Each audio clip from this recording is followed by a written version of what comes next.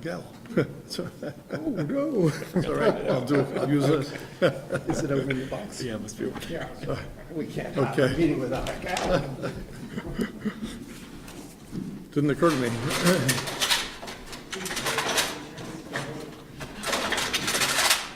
Just where the gavel is sitting, I don't have a gavel, so Oh, cool, so we didn't miss anything. it worked out See, good. It was well, good. I had a gavel. Worked out perfectly. Thanks. Good evening. Good evening.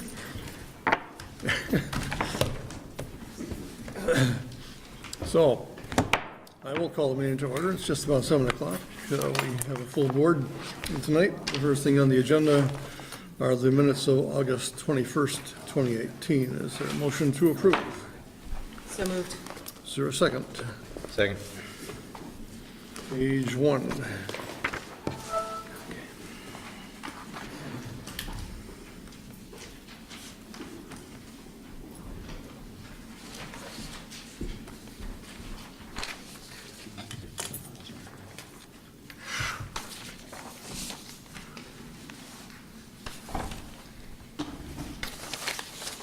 Page 2.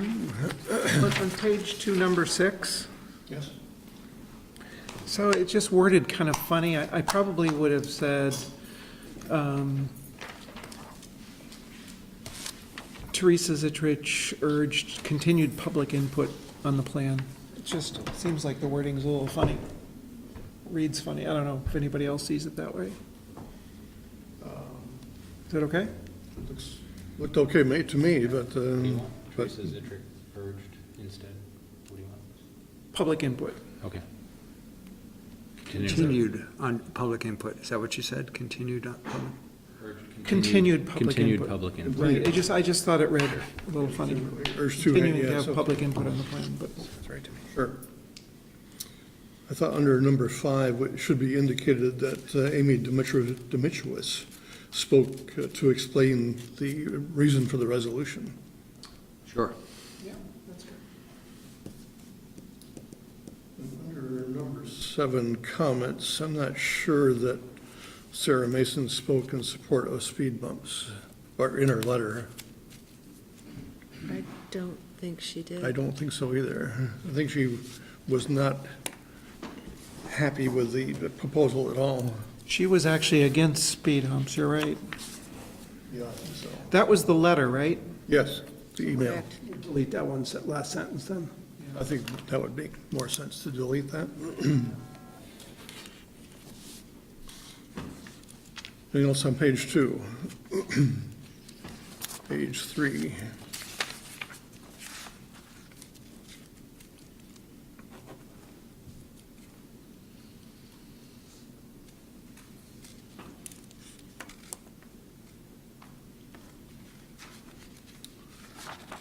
And page 4.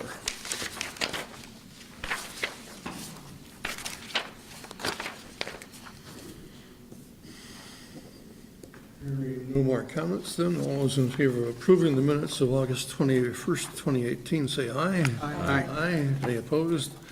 And we'll move on to public comment. Is there anyone in the audience who wishes to make any comment? So if you introduce yourself and please come to the table.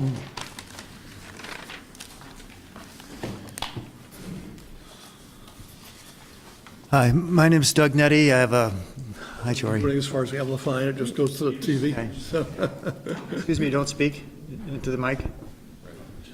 it doesn't amplify anything, that's all. Got it. I have a question for the select board. I'm the property owner of a building on 291 Hurricane Lane in Williston, and I have a company, a manufacturing company is looking to relocate to this location, and there's not enough on-site parking. Hurricane Lane, I have a handout I'd like to share with you, is a town-owned dead-end road. The current speed limit is 25 miles an hour. The width of the road is 30 feet, and on-street parking is permitted per the town parking bylaws. And I asked the town manager to reconfirm that with the staff.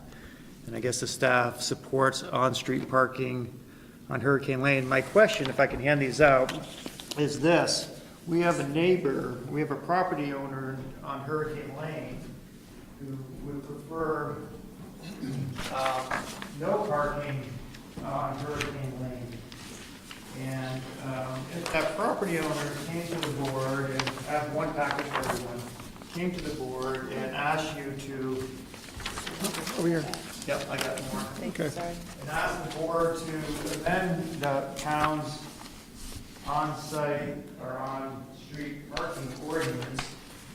Thank you. We can do that. The company that's moving here is a manufacturing company.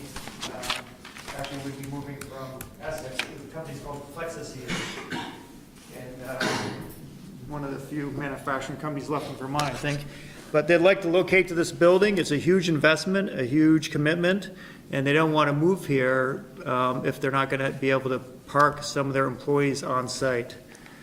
So I'm looking for some guidance.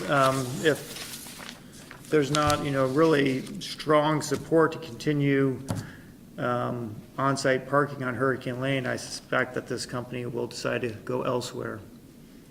So the first page, I show the entire length of Hurricane Lane, again, which is a dead-end building, or dead-end street. The building that the business would locate in is 291 Hurricane Lane, is circled in orange there. The second picture is of the building and the existing parking. We do have some permits to expand parking beyond this, which we'll enact, but even after we expand that parking, we still don't have enough parking on site for this company.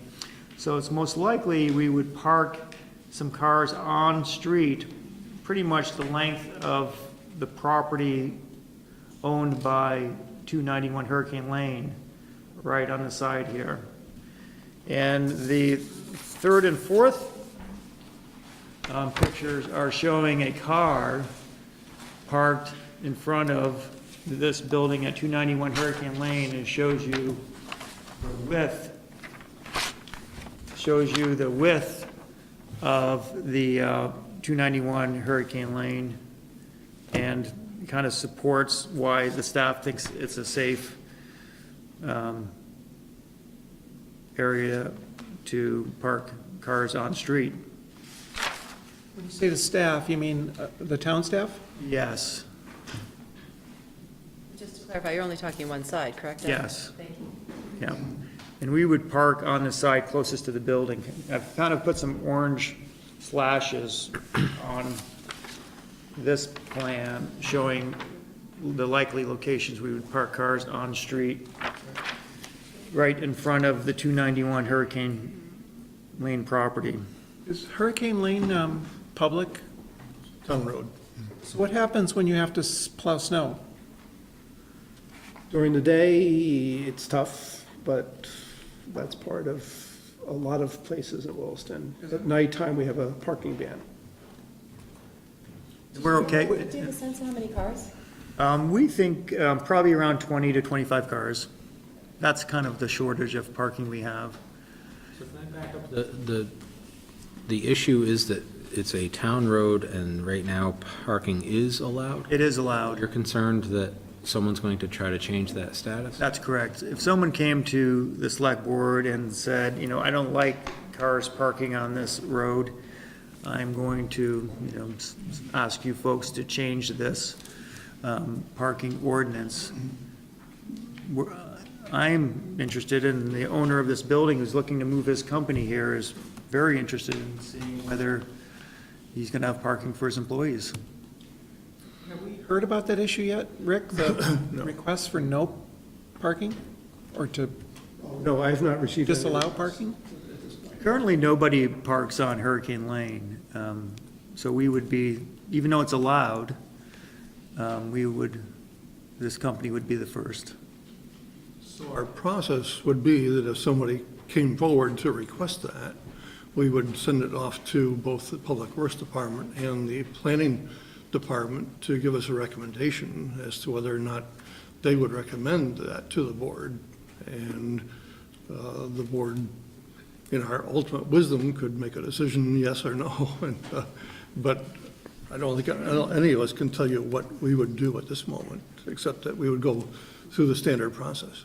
Would the process, do we have to go through a public hearing because we'd have to alter an ordinance? Recommendation. I mean, if the question was posed to staff, as it stands right now, we would support keeping the ordinance the way it is, because one of the town's goal is to limit the amount of impervious surface, and one way to do that is the more efficient use of Yeah. impervious surface you already have. And the road is, as was explained, as a dead-end road. This is near the end of the dead-end road. It's quite a wide road, so there is a lot of traffic, so it makes sense to allow on-street parking. So, I'm sorry. Oh, so the process would be, if the select board does not support changing the ordinance, keep the status quo, if you will, then it just dies. If the select board supports the idea of stopping allowing parking on Hurricane Lane, they would have to go through the ordinance amendment process. Okay, thank you. In which case, you would object to come here and talk to us probably again. I would, but, I was hoping for a little bit more guidance than just kicking this can down the road and, go ahead. Well, Doug, you have to understand, this is the first time we've been I know, approached with but- it, so. I can certainly appreciate the due diligence you're trying to do from your end. I totally get that. I mean, have we ever had any complaints on this road? Well, no, but like, But nobody's really used it. no one's used it for Yeah. that, so.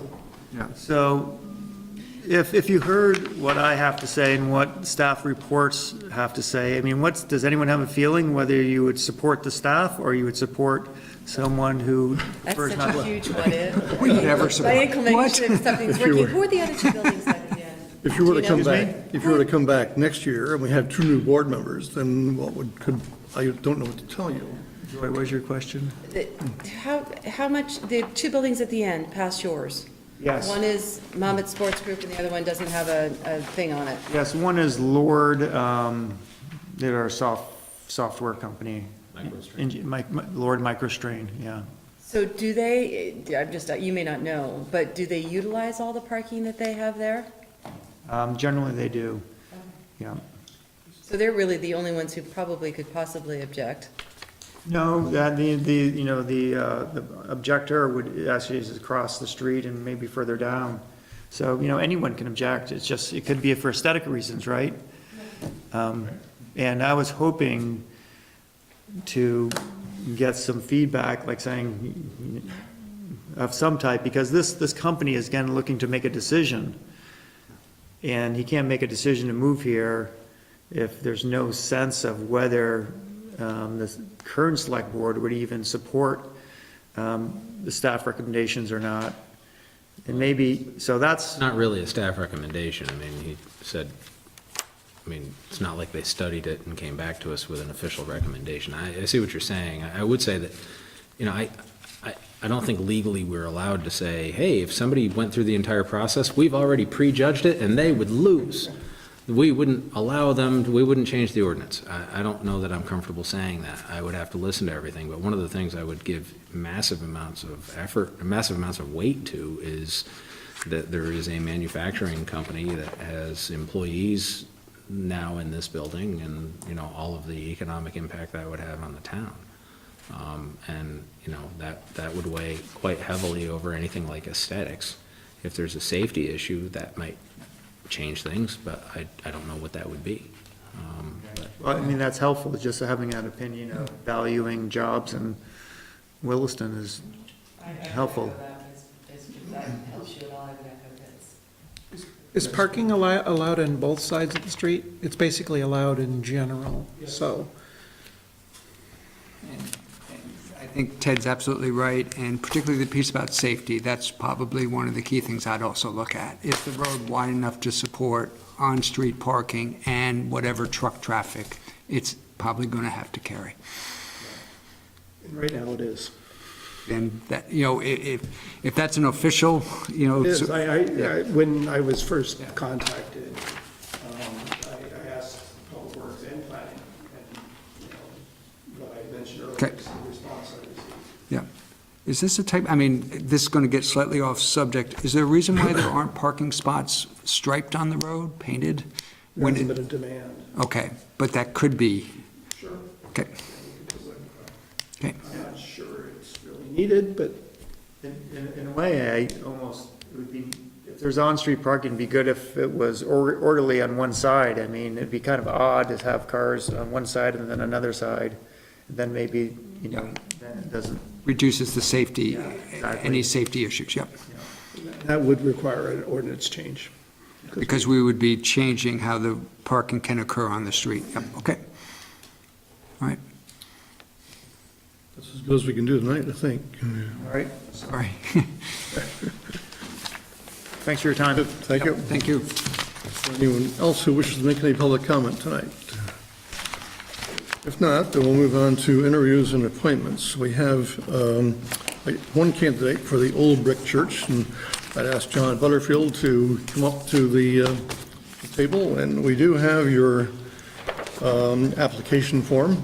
If you would briefly give us an idea of your background regarding the request to be on the Old Brick Church board, and just a brief background and why you'd like to be on.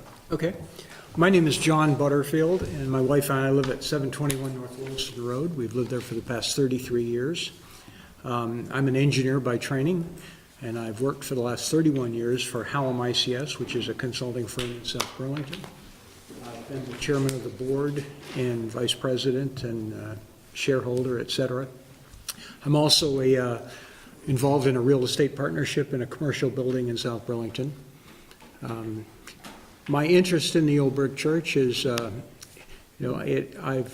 been interested in the history of the church, of the Old Brick Church, and now that I am sort of backing off from my full-time job, I have a lot more flexibility than I did, and I'm looking for opportunities to be able to participate in the town activities, and this looked like an interesting position. I talked to Jack Price, who was my former dentist, and Eric Peterson, who was my orthodontist, but Jack kind of filled me in, and it's something that I'd like to express an interest in.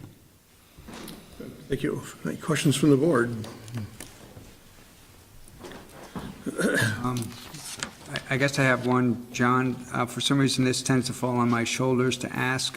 It's the conflict of interest question. I don't know how there necessarily could be a conflict of interest here, but if there were, how would you recognize, or how would you recognize it, and what would you do about it? If there were conflict of interest, I would notify the fellow trustees that I saw potential conflict of interest and would recuse myself from any activities that would involve that conflict. Perfect, thank you. Your background seems, quite good for the position. Rick, what are the duties for the trustees for the Brick Church, Old Brick Church? They oversee the use and maintenance of the building. Okay. So do you envision the Old Brick Church becoming LEED certified? Probably not. Okay, I think that would probably be a very expensive proposition. Perhaps some energy improvements as part of the facility maintenance and upgrade, but I think LEED certification would be probably be above prohibitively and beyond, expensive. okay. Do you see any issues with the building, or anything you want to try to do there? Well, I would like to learn more about it. I know about the winter concert series and the private activities, but I would like to learn more about what are all the activities that are held there. Rick shoots me down every time on this, but they have those two great old wood stoves in the back. I would love to see those hooked back up and in use, but I don't think it's going to happen. Renewable energy. All right, good, thank you. Any further questions for John? If not, then a motion would be in order if you wish to do this tonight. I'd move to appoint John Butterfield to the Old Brick Church trustees to an unexpired 5-year term through June 30th, 2019. Second. Motion is made and seconded. Is there discussion on the motion? If not, all those in favor of the motion say aye. Aye. Any opposed? Congratulations. You are on it. So thanks for your service. Okay, thank you. I look forward to it. So next we have, we're scheduled to have 4 people here who are interested in the Planning Commission. G. Miller has submitted a letter saying that he is withdrawing his name from being in contention, and because he's been appointed to the Energy Plan Task Force and feels that that will take up more of his time than he can devote to this. So we're down to 3 candidates. Jill Pardini is unable to be here this evening just because of a conflict that suddenly developed. We do have a copy of her CV that we got tonight, and but she will not be here for the interview tonight. So we do have, I believe, 2 people to interview tonight, and then we can go from there and see whether we wish to make an appointment tonight or not. So Ron Bulmer, is he here? And Cindy Provost, I know you're here. So why don't you both come up to the table? And I know Cindy is also interested in being on the rec committee. But tonight we'll concentrate, at least right now, we'll concentrate on the planning commission. And so if you would both just introduce yourself for the record and give us a brief description of why you'd like to be on the planning commission and your background. My name, excuse me, is Ron Bulmer. Recently moved here from Morrisville, lived in Morrisville for 4 years. My wife and I sold our organic CSA outside of Austin, Texas 4 years ago and moved to Vermont. And after living in Vermont for 4 years, we decided to downsize, move to Williston. We moved into the Hamlet neighborhood. It met our needs. Our kids they chose this area. We like Williston. And I've spent some time in Morristown learning Vermont land use laws, observing and attending planning councils, familiar with what's going on. And I come from a background in criminal justice. Worked as an intern in college for the Criminal Justice Planning Council out of Midland and Odessa. It's 19 counties. Doing project director works. Bought $1 million worth of police gear one summer. And then I worked several years in adult and juvenile probation. Basically ran the regional juvenile jail detention facility. And went from there and taught at the State University right south of Austin, Southwest Texas State. I was on the criminal justice faculty. I was the corrections expert. It was a law enforcement program. I had attended the university, have an undergraduate degree in law enforcement administration and a master's degree from the University of Texas at Austin in vocational rehabilitation. And during my career, I have done training, staff development. The interesting thing is all along, one of the treatment programs is to teach offenders how to plan where they're at, and you start on the street. Who are you? Is this what you want to be happening? What's been going on? Is it working for you? What's the plan? And it's just kind of a treatment modality that is used quite frequently in probation to help people always come back. So you expect failures and you always come back to, okay, let's revisit the plan. What can we do? While in probation, I acquired computer skills and eventually migrated to the computer industry as a data communications network sales engineer with a company that was bought by Cisco Systems. As I was developing my IT credentials, I worked for the state environmental protection. We called it train wreck is what it was the Texas Natural Resources Commission controlling air and water in the state of Texas.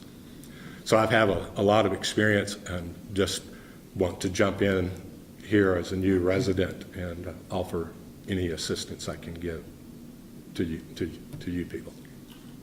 Thank you very much. Thank you. Cindy? Cindy Phillips.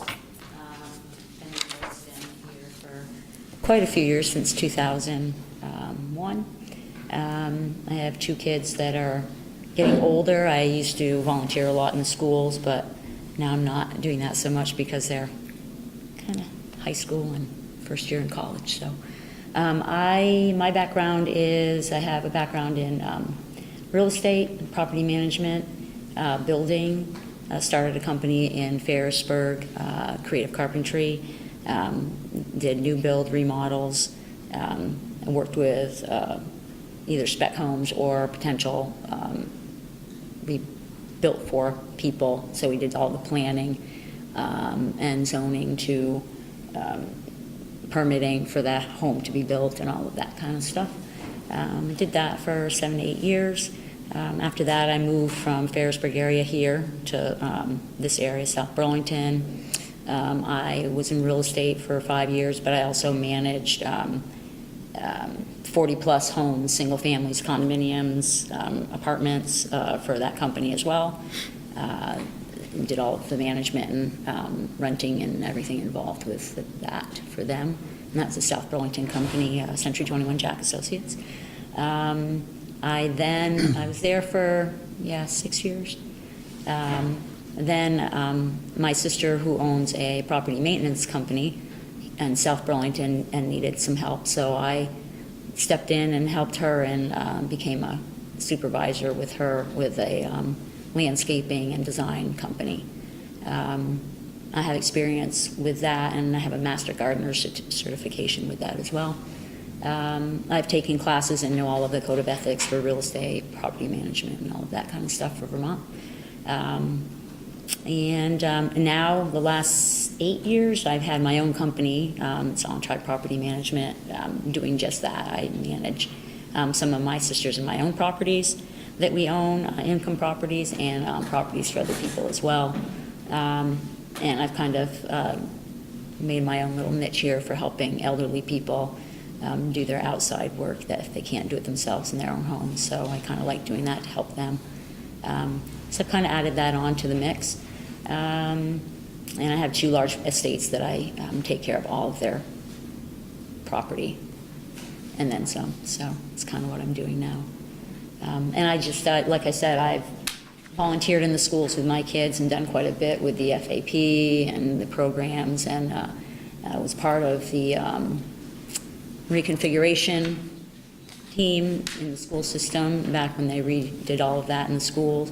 And I found that with the kids being older, that kind of thing is, not in the school anymore. So I've kind of thought I would like to do something to contribute to the community in a different way.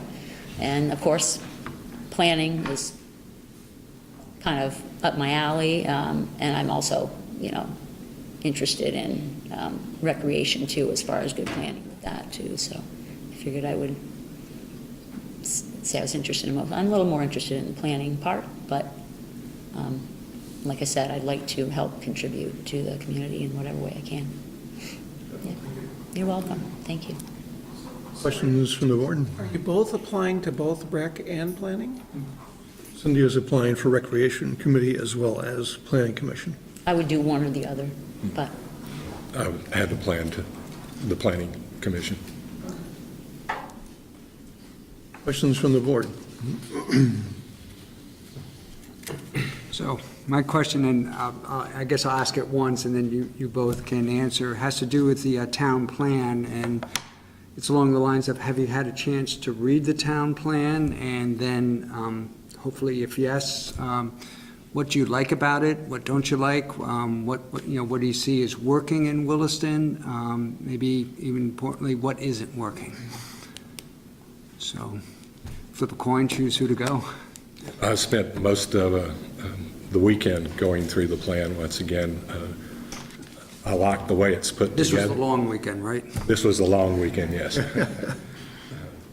And I like the way it's laid out. It seems progressive. It has the form-based rules of how zoning is done. It dovetails well, and it leaves it answers a lot of the questions before you start down the road if you're thinking about it, doing a business or moving to the community. What really attracted me was the dense residential area that's been put in. I live in the Taft Corner area and have a son who's in Amsterdam getting a degree. It's real dense there. I'm interested in seeing Williston develop high-density populations that is attractive to homeowners and attracts families to come into the community. And how do we do that and control traffic, dogs, and have plenty of green spaces? And to me, it's just every place has issues, and I can get real critical, but I think it takes all of us working together and sitting in a room looking at the situation of how we're having an issue in my neighborhood with dog droppings in the neighborhood, and how do you get compliance out of a population of as diverse as we have? The real nice thing about where I live here in Williston is it's a very diverse population. I have 4 Asian families in a 2-block area. We have blacks, Hispanic folks in the neighborhood, a nice mix of older people like myself, some snowbirds who live in the neighborhood.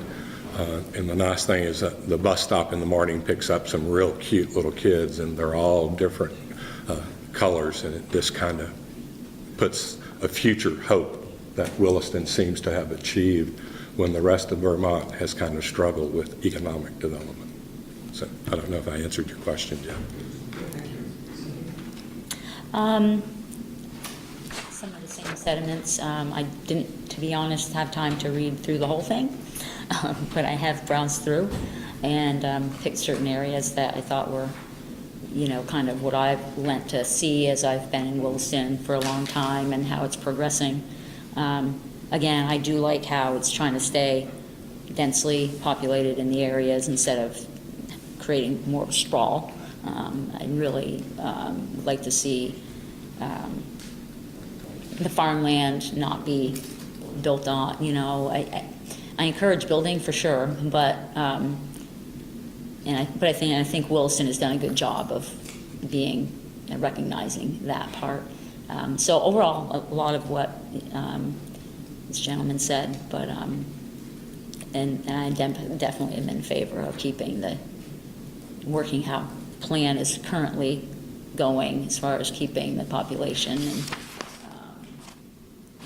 the way that we're doing it. I definitely agree with that. I think that's it. Good, thank you. Any further questions? Sorry, I had that one pesky little question that some reason falls on my shoulder to ask. It's the conflict of interest question. How would you recognize it? What would you do about it? Maybe Cindy, have you answer first.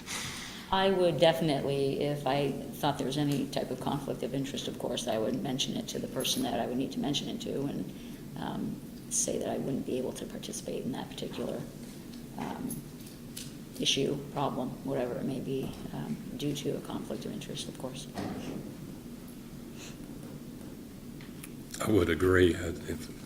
If there's a conflict in a decision that's before the board that I'm involved in, I would recuse myself and state reason why publicly and wait for direction of when to return to the meeting. Good, thank you. Any further questions? Excellent candidates.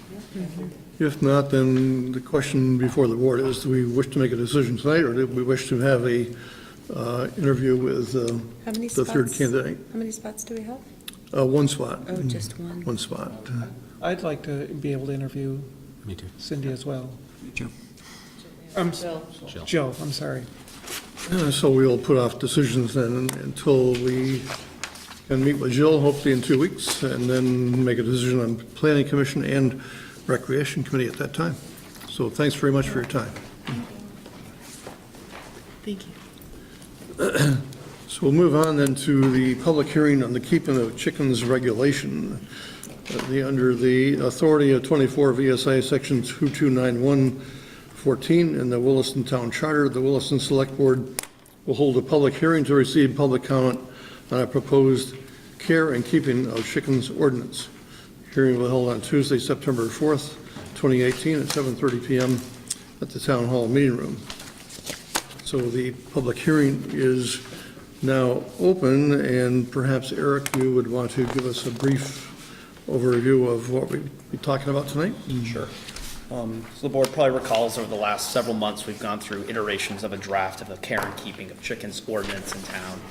At the board's last discussion, it asked to schedule a public hearing to receive comments from the public on this proposed ordinance.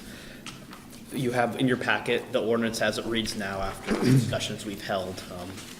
I don't think we had many revisions since the last discussion we had. So this is current as it reflects what the board has looked at so far. In terms of process, I guess I can touch on that a little bit later after the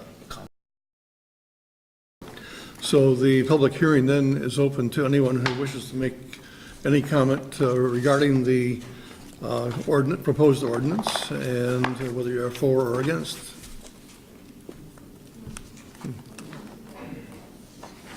Just if you please identify yourself. Pardon me? You can do that, or you can speak from where you're, just if you identify yourself, that'd be helpful. I'm Amy Durant, and I'm just here to support the change. I feel like it's important that we have the ability to raise and grow our own food, and I'm excited if it changes, and I'm hoping that you will support it too. Anyone else who wishes to speak? Can we hear the proposed ordinance as it's written now? Because I mean, Just summarize it so we know exactly what the issue is. Eric, would you like to summarize the, Sure. And this goes with the other discussion tonight, is a change in the town's development bylaw. Right now, keeping of livestock is not allowed on residential lots less than 1 acre in size. So if the bylaw is also amended to go with this, it would allow for keeping of chickens on lots under 1 acre in size. So going with that, this ordinance would regulate how chickens are kept on lots under 1 acre in size. So it's proposed, some of the main points are exemption for residential lots 1 acre or greater, so it would only apply to those smaller lots. Ordinance does not override any regulations related to chickens established by a private homeowners association. A maximum of 6 female chickens, hens, to be kept on a property. There'd be an annual permit requirement and fees each year. And there's regulation required to the size of the chicken coop, where it's located, materials to use, storage, odor and noise impacts, enforcement. Then there's also a section about enforcement measures for violations, public nuisance created, those types of things. So where is this coming from? Has anybody complained? Are there complaints? Did people address this issue? Are there conflicts with neighbors? How did that come up in the first place? This preceded me a little bit at my time working here, so I believe it's something end of last year, Rick. It came up because there were some residents that wanted to keep chickens, and our ordinance did not allow for that. Or actually, our bylaws did not allow for that. Unless in an acre. They Right. wanted Less to keep than an acre. chickens on less than an acre. Right. And so when the board started thinking about changing the bylaws, they also said, well, if we're going to change the bylaws, maybe you ought to have some regulations, because we're talking about keeping animals in much smaller lots where neighbors are much closer. So if on a land, on acre and lot bigger than that, you can only keep up to 6 chickens, is it what it is? Or? The other way around. So this would, right now, if you have land over an acre, you can keep chickens on that land. This would allow it so you could keep chickens if you have land that's under 1 acre. And if the ordinance is adopted, it would set the maximum amount at 6 chickens. what kind of fees would you propose on those people that have land of an acre or less?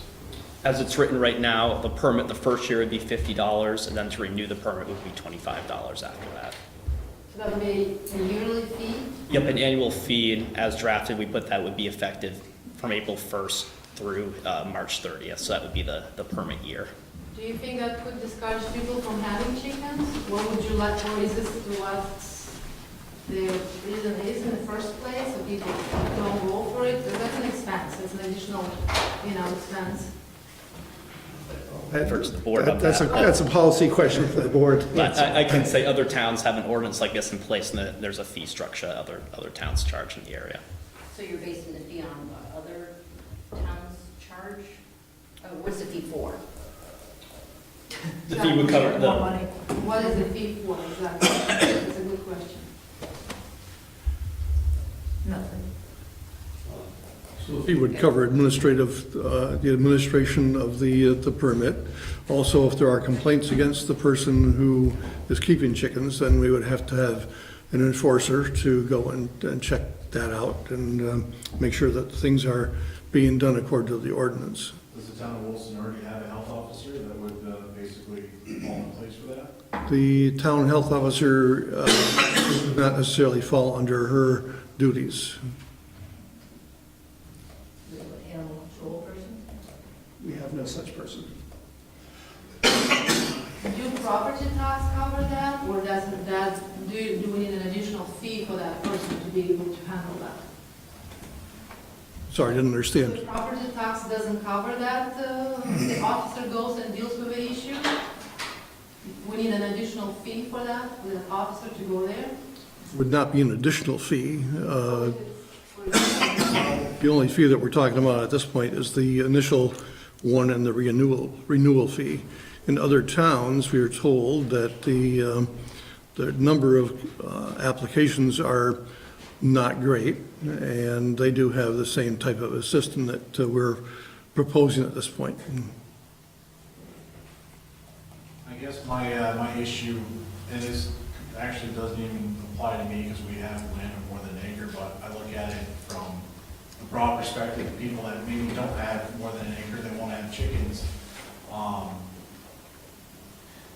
By imposing a fee on just those people, you're basically discriminating against the larger group, or as that group in a sense, because, you know, they're unable to afford land of more than an acre, or, you know, for whatever reason don't want it on more than an acre, maybe they don't like mowing their lawn so much. Whatever the reason is, that's to me would be discriminating against that class of individual that wants to sustain a food source for the family by imposing any kind of a fee on them. I mean, it's their property, there are private property rights. As far as I would say, even if they want to have chickens now, regardless of the local ordinance as it is, they would be able to have chickens on their land. There wouldn't be anything to do about it. If there are isolated issues, they could probably address that isolated issue, but why apply it to the whole county? Well, That's a big impact on everybody. the problem was that we came up with was that there is a regulation in town that says you can't have chickens on a property less than an acre. So that was the question that was brought before us by numerous people. And in order to make any kind of sense, we thought anyway, to make any kind of sense of this, this was a proposal that we would bring forward to a public hearing and see what kind of results we would get from the public hearing. It's possible that tonight we may not go forward with this at all, or we may, and if we do, we would need to send it by our legal counsel. I commend you for, you know, possibly making this change. You know, there's no reason that somebody who wants to provide a food source to their family shouldn't be able to. Should be Whether they have an discouraged. acre or less or not, or an acre or more, I don't believe there should be a fee involved with doing So that. there are some developments in town, their own bylaws don't permit raising the chickens in their developments, so, but anyway. But if you don't live in one of those developments and you have under an acre, you're still asking those people to pay the $50. Is that $50 a solid $50, or can you negotiate to say, only make it $20 or nothing? I mean, it just- The ordinance that we're looking at right now has a fee for anyone who wishes to raise chickens in a parcel less than an acre. Right, I understand that. So what I'm saying is right now, you're setting it at $50. What is the reason for $50? Can it be less than that? It could be. And part of the other discussion is, aside from the fee, is you talk about the structures and the waste elimination, I guess you could say. What is that all? Do you have those parameters? Yes. I can provide you.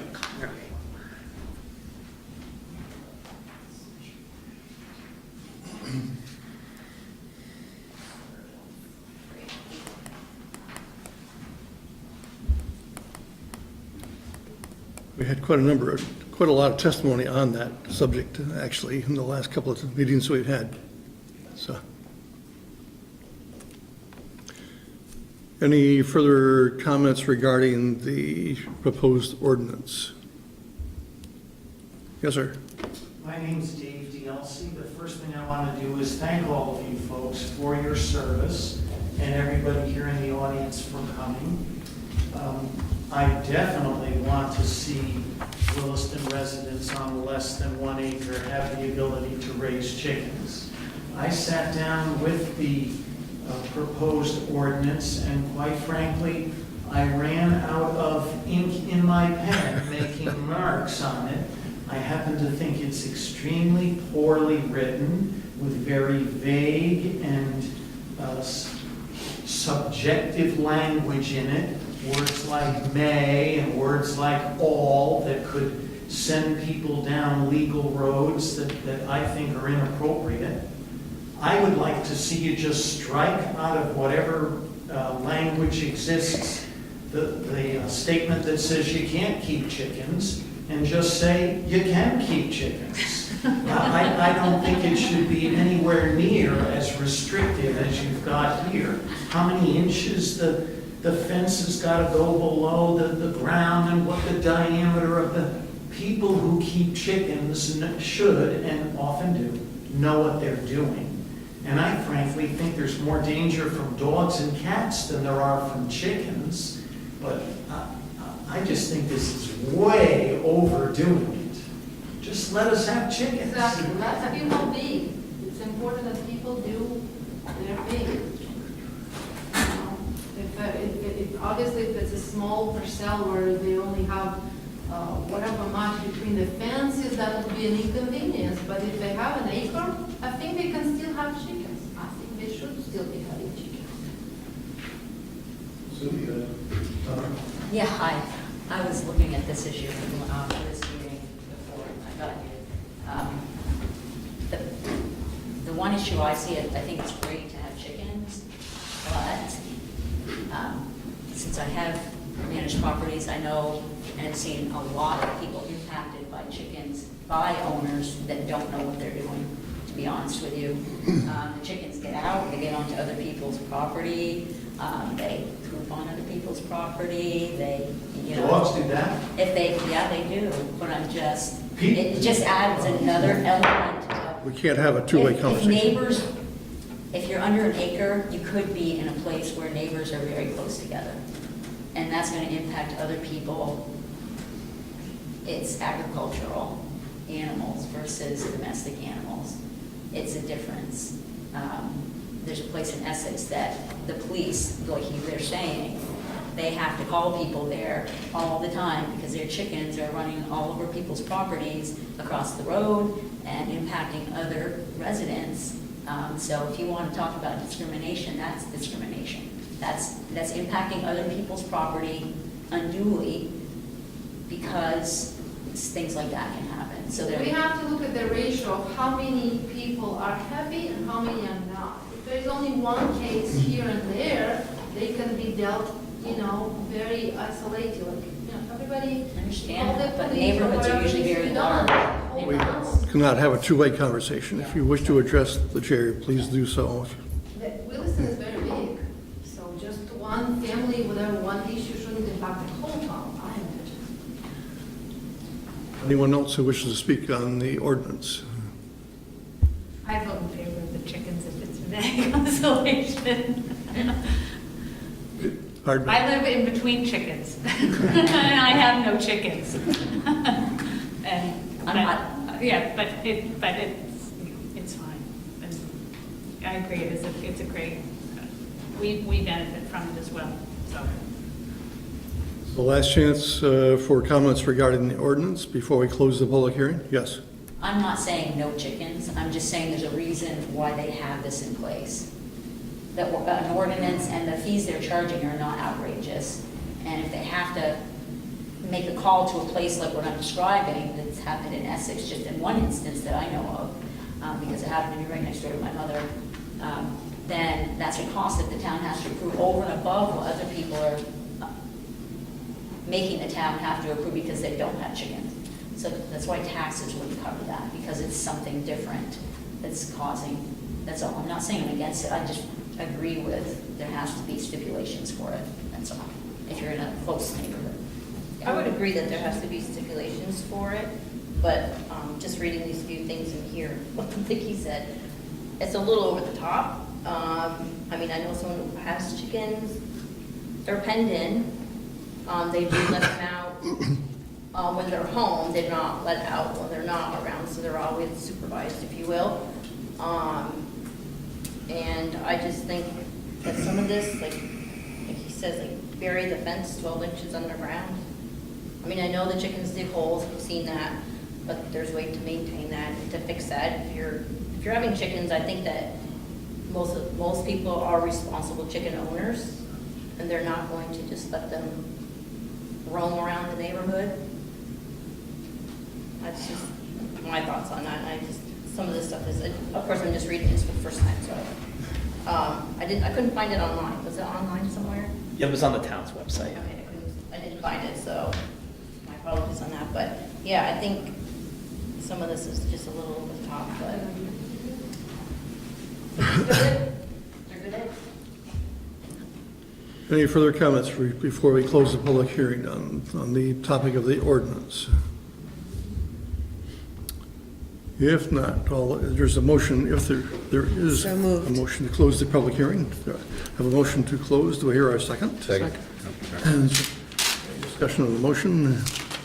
Those in favor of closing the public hearing, say aye. Aye. Any opposed? We'll move on to the public hearing on the proposed bylaw amendment. And that is the Williston Selectboard will hold a public hearing to receive comment on proposed changes to the existing Williston Unified Development Bylaw pursuant to 24 VSA, Section 4442, and the Williston Unified Development Bylaw. Public hearing will take place on Tuesday, September 4th, 2018 at 7:45 p.m. in the Williston Town Meeting Room. So Eric, if you could just give a very quick summary of what we're talking about as far as the changes under the bylaw. Sure. This is the other piece, the kind of enabling legislation piece here. This would need to be changed in order to allow chickens to be in a lot under 1 acre in size. So without this change, then having an ordinance to regulate it's moot, essentially. The board may recall that this language was in the unified bylaw amendments, the larger package the board saw in the spring. Then we sent it back to the planning commission.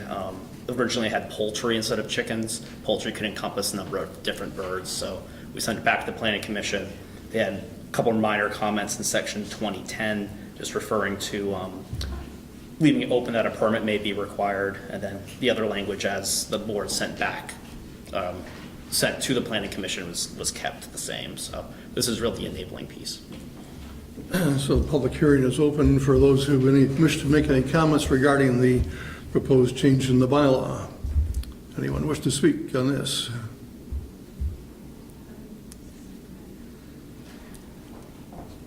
Basically, you were just saying that we want, I think we're here to support the change in the bylaws, so people under an acre can have chickens. Sure. Anyone else who wishes to speak on the bylaw? Similar to the first one. We're all here.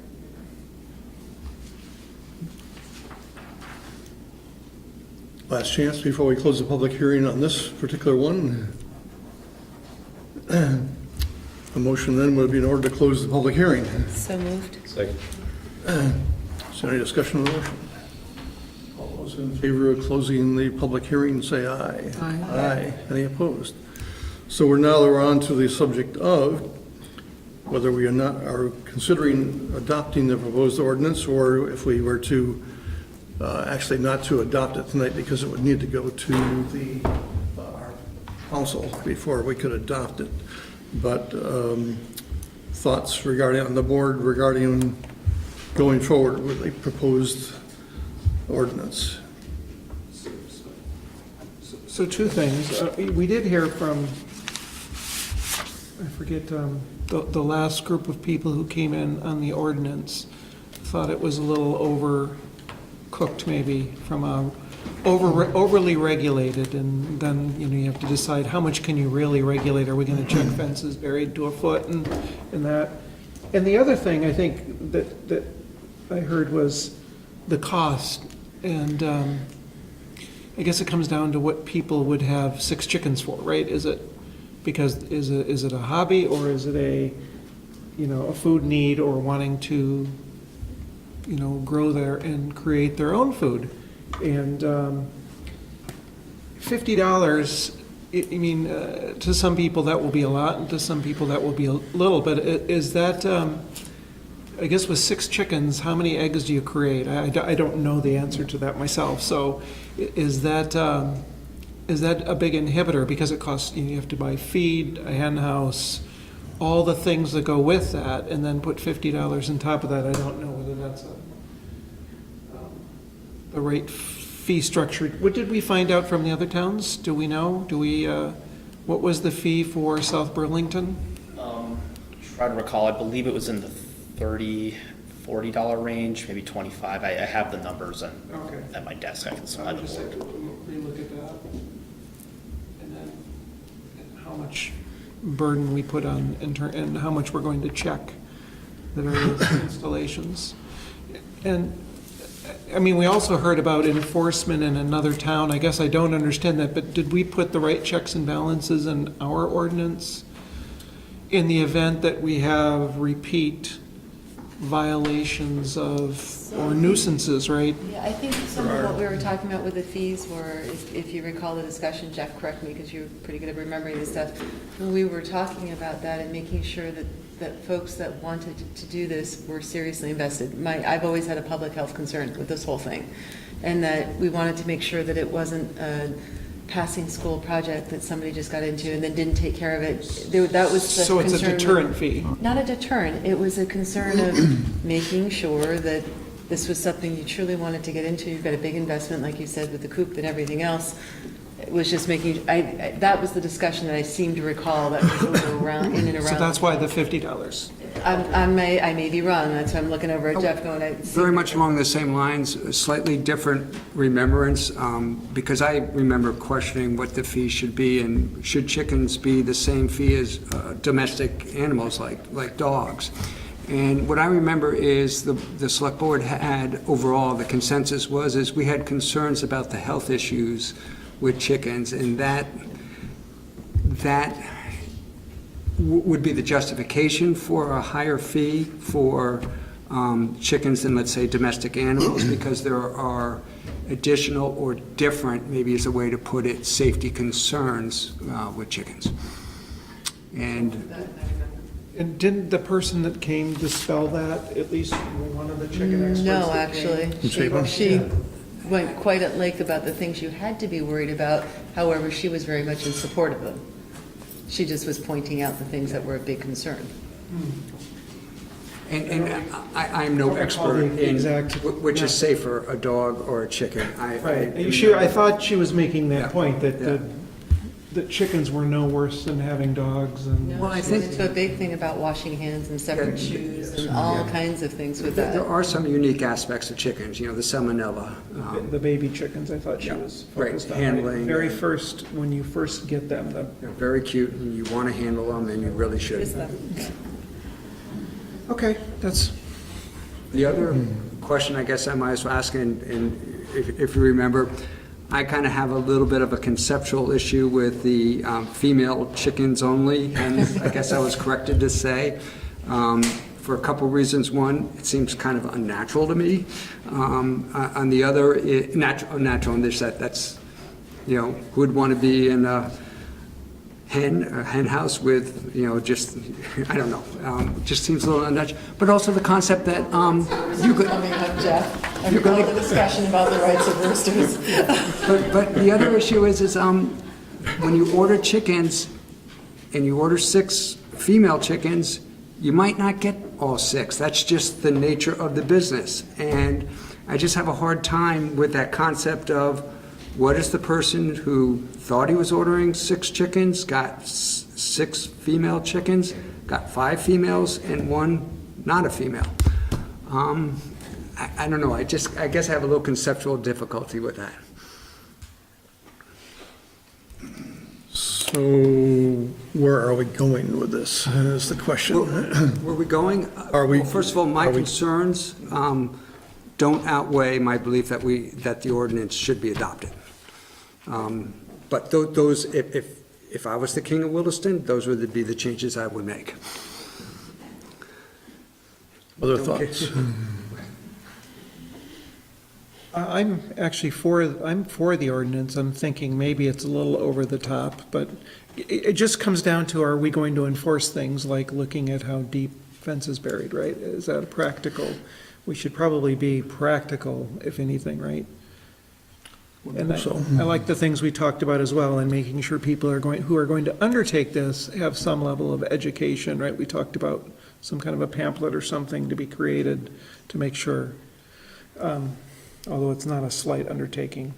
I'm still up in the air on the fee though, because I don't know how the $50 weighs against the cost of the coop and the chickens and the feed and the composting and all the other things. So it seems like a deterrent fee more than a. It's like tax on food. Yeah. So it's, we should cover our costs, right? If we think it's gonna cost something to administer this, we should cover it, but we shouldn't make it a deterrent fee. And I guess I just don't know what that should be, Mr. Chair. So I guess the question is there support of 3 of the select board members or more to go forward with an ordinance, whether it's this ordinance or whether it's something that we wish to modify? Yes, I think we have my support. So the last I knew, there were 2 for and 2 against. I hate this part of being on the select board. I'm not in favor of it, and I don't like to disappoint people and have people be mad at me. But the reason is, I'm just looking at the, if the nature of Williston has changed considerably. We've got a lot of properties that have considerably less than an acre now, and if we have, just doing simple math, and you can play with the numbers any way you want, I suppose in both directions, but if you have, 3 half-acre parcels and each of them have 6 chickens, and that's 18 chickens in 1.5 acres, and that would be a lot, and that would be illegal if we change the ordinance. The other thing I'm worried about is that, the difficulty is that the people who are in favor of the ordinance are all responsible, good people who can be completely trusted. But that's not what law is designed to do. There wouldn't have to be laws against drunk driving if everybody was responsible, but it only takes a couple of people to not be responsible to throw the whole thing out of whack. That's what law is to make sure that there's an enforcement mechanism, because not everyone is responsible. What I'm concerned about is the ability to enforce this, because I don't think, we have the infrastructure in place to actually enforce it. So I'm, as much as I don't like taking positions against a room full of people, I'm not in favor of it. I echo Ted's sentiments, and I've had a huge public health concern from the very beginning, so unfortunately, and I also hate to disappoint people, I'm not in favor of this. And it's been my concern right along, as being a public health professional for 38 years, that I would not agree to the ordinance or the amendment to the bylaws either. So it would appear that we have 3 that oppose the ordinance and the bylaw amendment. So at this time, I think we can say that this will not go forward. And we can reassess this at some other point in time if we wish to. So let's go on then to the update from the police department. And Chief Foley is here. Thank you. I told you That you're going to take off. I'm going to wait till this crap is I presume you're okay with that. Election night. Put that in. So, yeah. So Chief, welcome. Thank you. And thank you for allowing me to be here this evening. And I won't take too much of your time to give you an update. It's been almost 11 months since I was sworn in here, but actually my time beginning here was started in August of last year, when I was offered the position to be chief. And then a lot of issues dealing with certification, recertification, to get my certification back here. So it's taken a long time. On the day I was hired back on the 16th of October, I inherited 3 vacancies within the department at that time. Within 2 hours of swearing in, I inherited my 4th vacancy, and then 2 weeks after that, I had my 5th vacancy. And the vacancies were 2 patrol positions, or actually 3 patrol positions, a dispatcher's position, and an administrative assistant. I'll deal with the administrative assistant last because that has taken us the longest. I was quickly able to fill the full-time dispatching position with a certified dispatcher out of the state police. Within a little over a month, she was hired. Shortly thereafter, we made a conditional offer to a female that had been working with the Woodside Juvenile Facility to be our first officer to fill one of the patrol vehicles. Her name was Sarah Bell. She is currently in the 106th Academy that's going on. It started on the 30th of July. We had some issues with the administrative assistant. We actually had gone through close to 200 resumes and applications, did 3 interviews, made 3 job offers. The first 2, one was let go quickly when we found out there was discrepancy in her answers to her oral board. The second one, I think 3 days before they were supposed to begin, she withdrew her name from the process to move out of state. And then we finally hired an administrative assistant, and she started this past May. So she's been on since May. We were able, and during the process of filling those vacancies, we had our 6th vacancy, where I lost an office to Swanton PD, a full-time officer, but in the meantime, our next door neighbors, Richmond, they were going some transitional with their chief retiring. We picked up a full-time officer from Richmond PD, John Hamlin, and I thought he might show up tonight to be introduced for those who haven't met him, but he was able to just begin very quickly. We did a 2-week FTO program with him. He's certified. He's actually a defensive tactics instructor and domestic violence, so we did very well with him. About a month ago, we filled our 2nd vacancy in the patrol staff. A gentleman out of the Franklin County, not Franklin, but Grand Isle County Sheriff's Department. He's part-time certified. He will begin on the 17th of September. He's scheduled for the 107th Academy in 2019, January. And today, I interviewed, hopefully, knock on wood, our final candidate. She's scheduled to meet with the town manager. She is a certified officer out of Minot, North Dakota. Her and her family have relocated here to Vermont. The issue with that is, even though she's a certified officer in North Dakota, we're not sure what her certification will be accepted here, so she might end up going back to another full-time academy. So on the patrol side, we're making it work. My goal to restructure in the patrol side probably will not occur until the summer of 2019 when we get everybody out of the academy. So it's a work in progress. But everybody has signed on next door to follow my philosophy. I manage by walking around. I am not a person that shuts my door. I tell people just because you got a gold badge doesn't mean it has nothing written on the back saying that you're a chief. Now lock your door, stay in your office, and don't be seen. I don't believe in that philosophy, and the town manager can tell you that I am out there early in the morning. I had a gentleman last week stop me, came in. I thought I did something wrong coming to work because I come in between 5:30 and 5:45 in the morning. I sign on. He's I'm sure if he's a groupie or retired, but he works over in Essex. He's in his 70s, and he listens to the scanner, so he got used to listening to Chief Buck signing on like at 5:15 in the morning, and he hears me, so he wanted to come in and talk to me, and he thanked me for being out that early in the morning doing that. So my troops next door will never know when I'm going to be around. I do sign on, because everybody signs on, and we're making it work.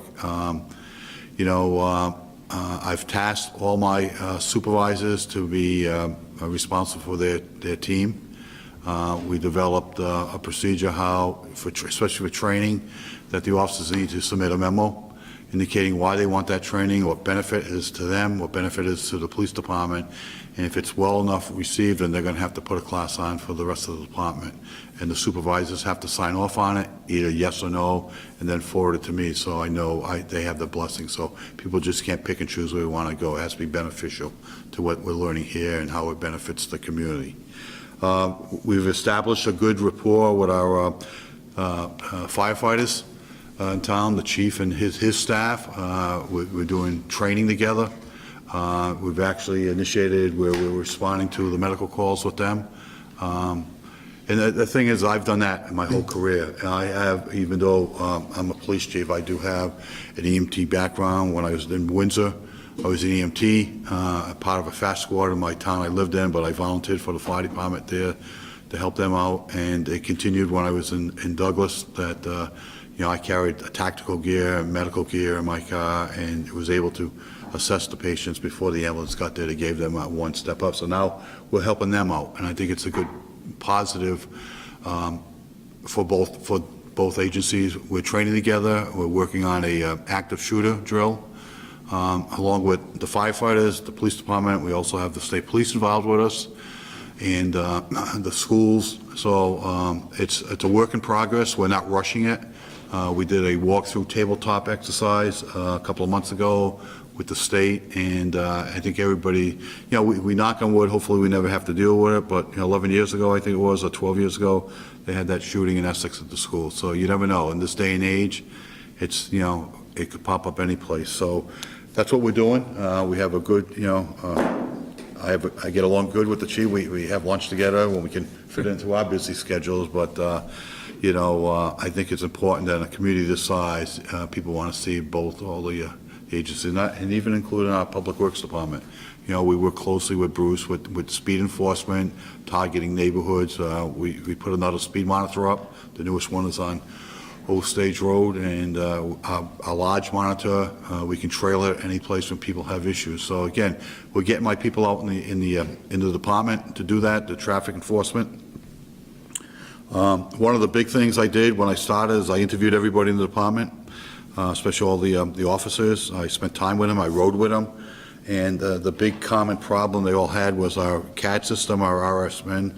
We were currently on Valcor, which was a software that was developed by a police chief. But with us is that we basically have three type of dispatches for us. The day shift is our own dispatches.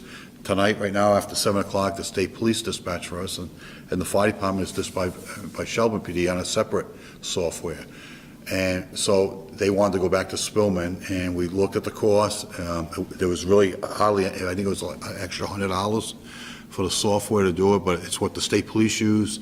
My guys love it. It makes our job a lot user-friendly and it was a big PR and morale builder for the guys that have that. So it really is one step we took. I listened to the troops. I felt there was a need that we'd go that way. Again, that could all change once we decide which way we're going to go with the regional dispatch. So again, that we could be in a totally different type of CAD system and our record management system. But right now, because we're dispatched at nighttime by the state, and if we don't have a daytime dispatcher, the state police are still dealing with it. But with a two-system CAD system, you get dispatch on one system, then the officers have to transfer that to a different system. It was complicated. So we're all on one page. It makes the job a lot easier for them. The other thing I did was I instituted a neighborhood watch program. It basically started on a burglary that occurred in one of the developments, and we had the neighborhood meet and greet at the library. I brought my officers in, we discussed it, and because of the discussion we had there, we started off the neighborhood watch. It started off with Wildflower Development. We are now at 10 developments that are part of our program. We're going to utilize the constable to work with us on that, so we give him something to do to help us. Since the constable's law enforcement, it gives us that added person that can meet and greet, disseminate materials that we need, and when they can't reach the officers who are in charge, which is Logan Young, they can reach out to the constable and give them the information and work with us. So we constantly have an influence in those neighborhoods. And it looks like probably within 2 weeks, we'll add an 11th neighborhood. We have signs out there, so if you know other neighborhoods that are interested, let us know, contact us. So that's what we're going to do. Our bike patrol, we added a second bike officer this summer, trained them. We bought a brand-new bike for them, and they've been spending a lot of time in Maple Tree Place and across the way at, you'll see them in the parking lots of Home Depot, Walmart. Last week, we had them up on, is it Mud River? Up off of Mud Pond? Yeah, we had some complaints about parking up there, so we put the bike up there, and he ran the trailers, and there was a good feedback from the neighbors up there. They saw a bicycle officer. So we're targeting those things.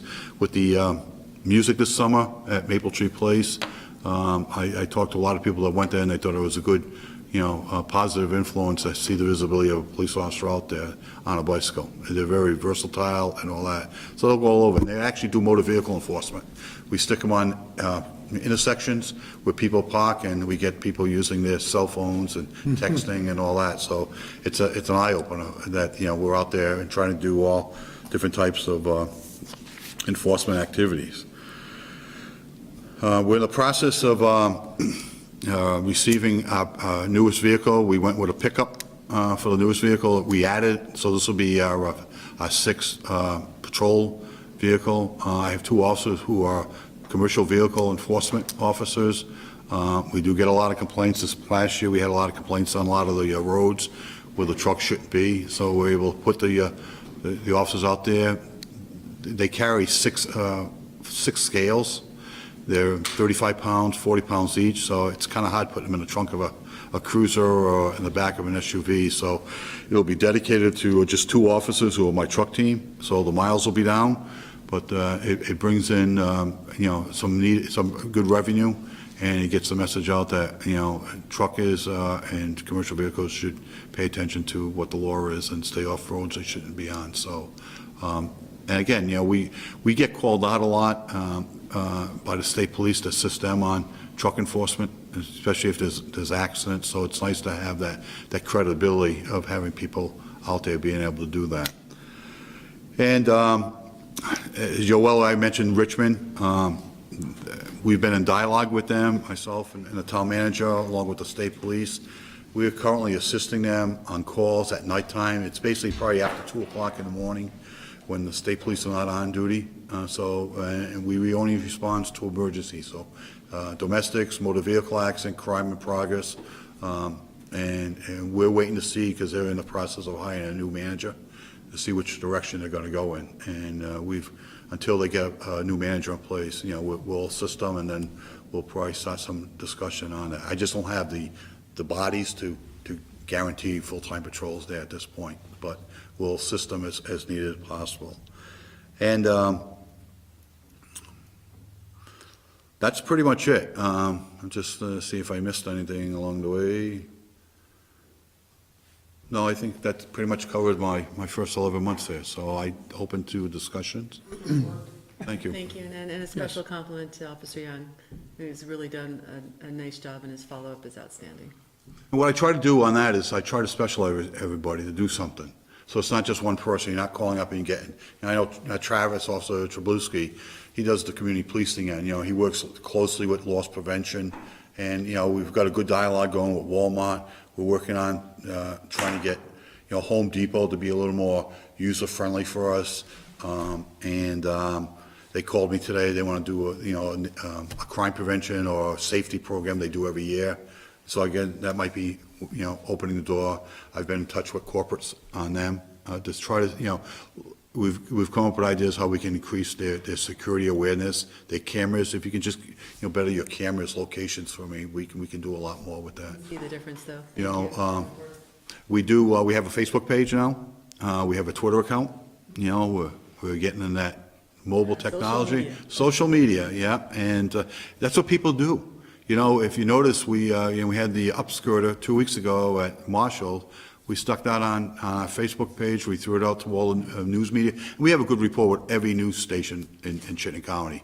You know, the four, 22, 3, and 5, they work well with us. And, I try to do as much PR work with them and getting stuff out there.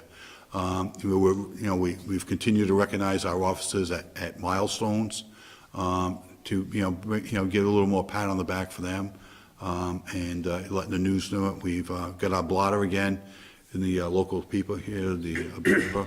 And so again, we're trying to do that, but I try to have all my officers do one specialty. So everybody feels they're doing something good for the department. They can train, so we have firearms officers, the instructors, domestic violence, defensive tactics, commercial vehicle people.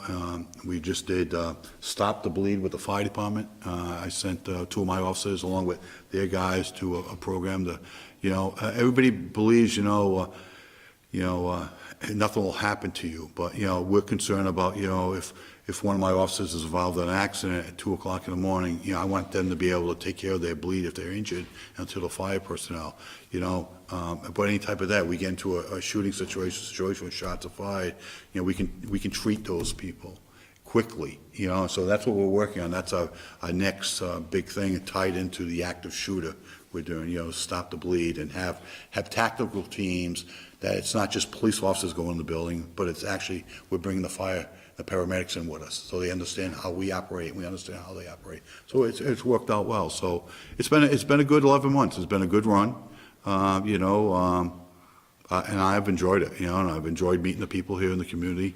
But you'll see me day in, day out, weekends. I think one Saturday I showed up at an accident scene because I was out listening to it. I have a scanner in the car now. That was one of the added things I wanted.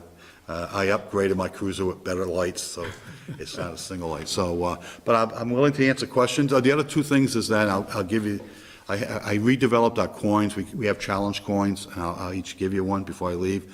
But I'm trying to brand the PD. Yeah, we have our own branding, and I tell everybody is that you got to remember October 16th forward is Pat Foley, Chief Foley's. I have no control before that. So anything we want to do, it's all about us now. So we have baseball hats that has WPD, but it doesn't say Williston PD. So hopefully by the end of this week, our new hats will be in, and they'll say Williston on them, and Williston Police with our badge. So it's a brand, but it's amazing that little added incentive to your equipment. It brings a lot of respect to them. So that's what I want. I want them to respect and go from there. And I always reemphasize is that, how would you like to be treated if you got stopped by a police officer? Remember that. So if you're polite to them, we get back, and people like that. So when we see that in the comments on Facebook or in the calls we get or the letters, every time I get an attaboy on my officers, Rick gets a copy of it, and it goes into their files, so. Member of the press has a question for you. Yeah. I do. Jason with the Williston Observer. You mentioned social media. Just wondered if you anticipate having a policy on how it's going to be used, and if, like in a scenario where you have an arrest and you have a headshot of a suspect or an arrestee, do you feel it's appropriate to post that? Yes, mugshot? I do. And again, I have to just make sure that, it doesn't interfere with a case. So, a lot of times I might ask for clarification from the state's attorney, but, if you follow our, when we send a press release out, most of the time there is a mugshot with that.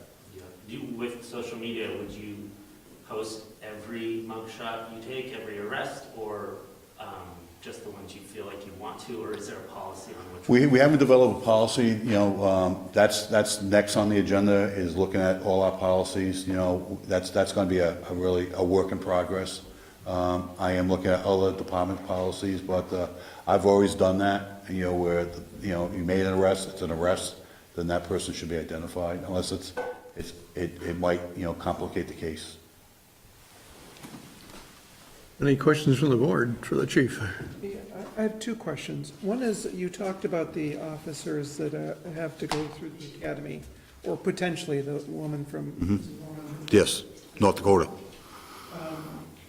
Are they employed Yes, they will be employed. immediately, and then all through waiting for the academy, so what is their status when they're first employed if they're not?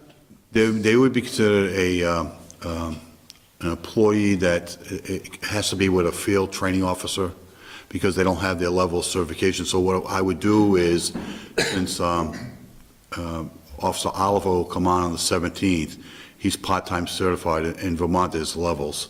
So he's a level 2 certification, which is basically he can only do certain things out on the road by himself. But we don't have a part-time staff here, so he will be signed for 12 weeks with a full-time FTO person. In that 12 weeks prior to him going to the academy, what happens, the way the academy is set up is you have a 16-week program. After 16 weeks, you still have to go back, and they call it postgraduate training. So everything that's not covered in the 16 weeks, you have to go back and take additional courses. So what we try to do, and we did it with Owen Dugan, who graduated this past May, he was hired just before I came on. He was hired in September. So they let him go to all the postgraduate training prior to his 16 weeks. So when he graduated, all we had to do was put him on an FTO program for 1 to 2 weeks, and then he was all done by himself. He could go on himself. So that's what we're going to look at with Officer Oliver, get his postgraduate training all done before the academy, and then once he graduates, he's all set.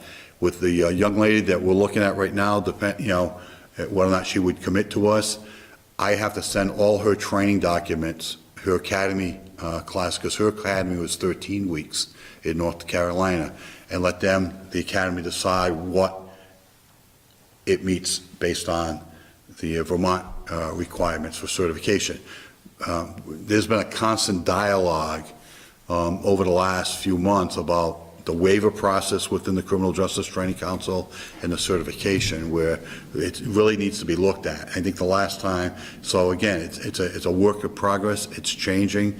I think, we got to really look at working with the legislators, maybe Vermont leagues of city and towns to come up with some sort of guidelines how we best, because there's a lot of people coming from outside the state that have been to full-time academies, and then they've been told that they have to go back to another academy, and kind of like, why would I want to do that? I already spent and some of them have been longer academies than our 16 weeks. It's just that we got to look at the objectives, which will be beneficial to the communities. My second question is on, maybe for both you and the town manager, is on the constable duties. I heard the constable being mentioned as part of the neighborhood watch, and we had a discussion here, I thought about the constable not being involved in kind of Leo activities. I don't know if that's, is it? As you know, the town voted against having the constable involved in any kind of law enforcement, Right. direct law enforcement. Right. What the chief's talking about is not direct law enforcement. Okay. Yeah. If you want more information, Eric has had long conversations with our. But that, okay, so I just wanted to make Yeah, he sure won't, that was- yeah, he was just looking to help us out because, he could do things during the daytime. Logan Young works nights. Got it. So if somebody calls up, we could ask him to go, if there's materials, information, we could have him just disseminate to the neighborhoods. They need signs, bring that, yeah. Okay, super, great use, great, thank you. Any further questions for the chief? We really appreciate you coming in. Well, thank you for the opportunity. I know Thank you. it's been a long time. I think the last time you heard me was on my budget. And it really wasn't my budget, it was Jennifer's budget and all that, so. You'll be back for the next one. Yes, I got the material, so. Good, thank you. Give me guys a good one. Oh. For your Thank coin. you, Chief, this is awesome. Thank you, Chief. Appreciate it. Those are very nice, thank you. Wonderful. So we're moving on to the North Williston Road traffic calming complaint. And Bruce Hoare is, I presume, going to be talking about your memo to us.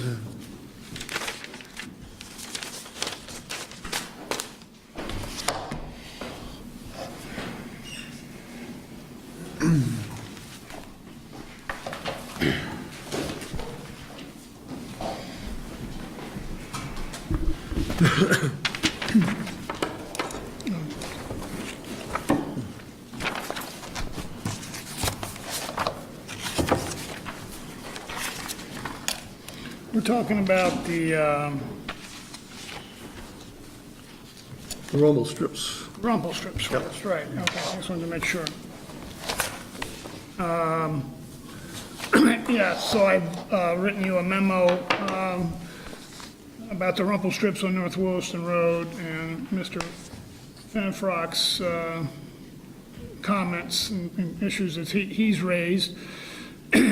So we went and asked the Chittenden County Regional Planning Commission for some advice and guidance on this, and that's basically what my memo entails, and comes down to actually offering 3 options to deal with the rumple strips, and one is to do nothing, leave the rumple strips as they're constructed.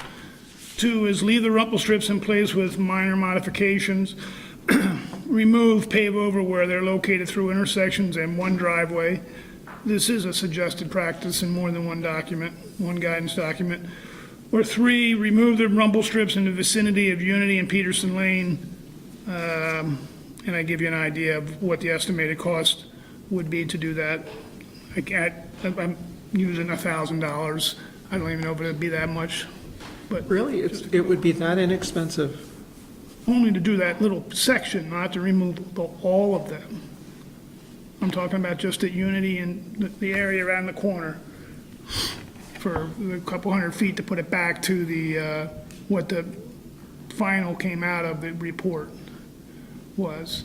It's literally just getting some sand mix and using our guys to go down the middle of the road and pave them out.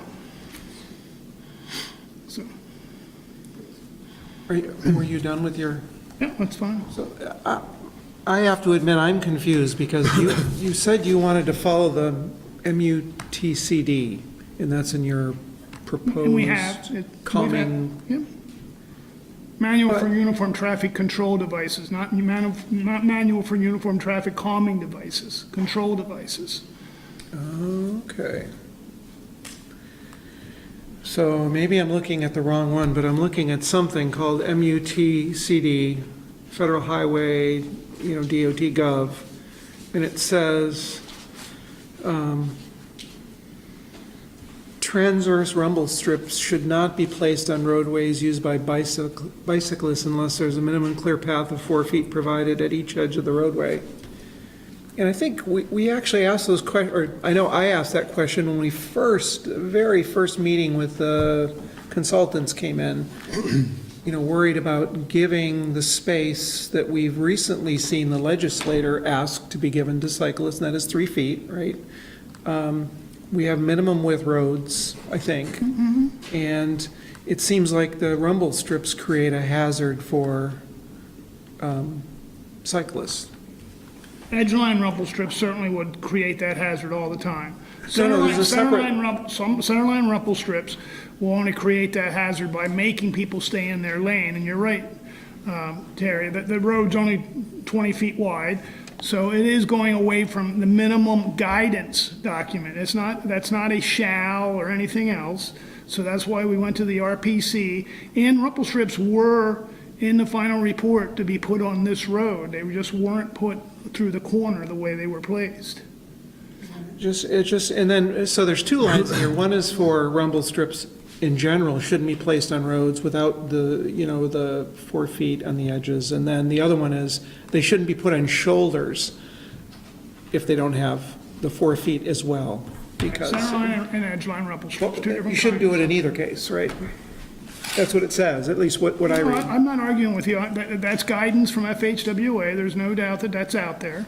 But these were PEs that gave us this guidance too. And I provided the V-Trans's guidance on rumple strips also.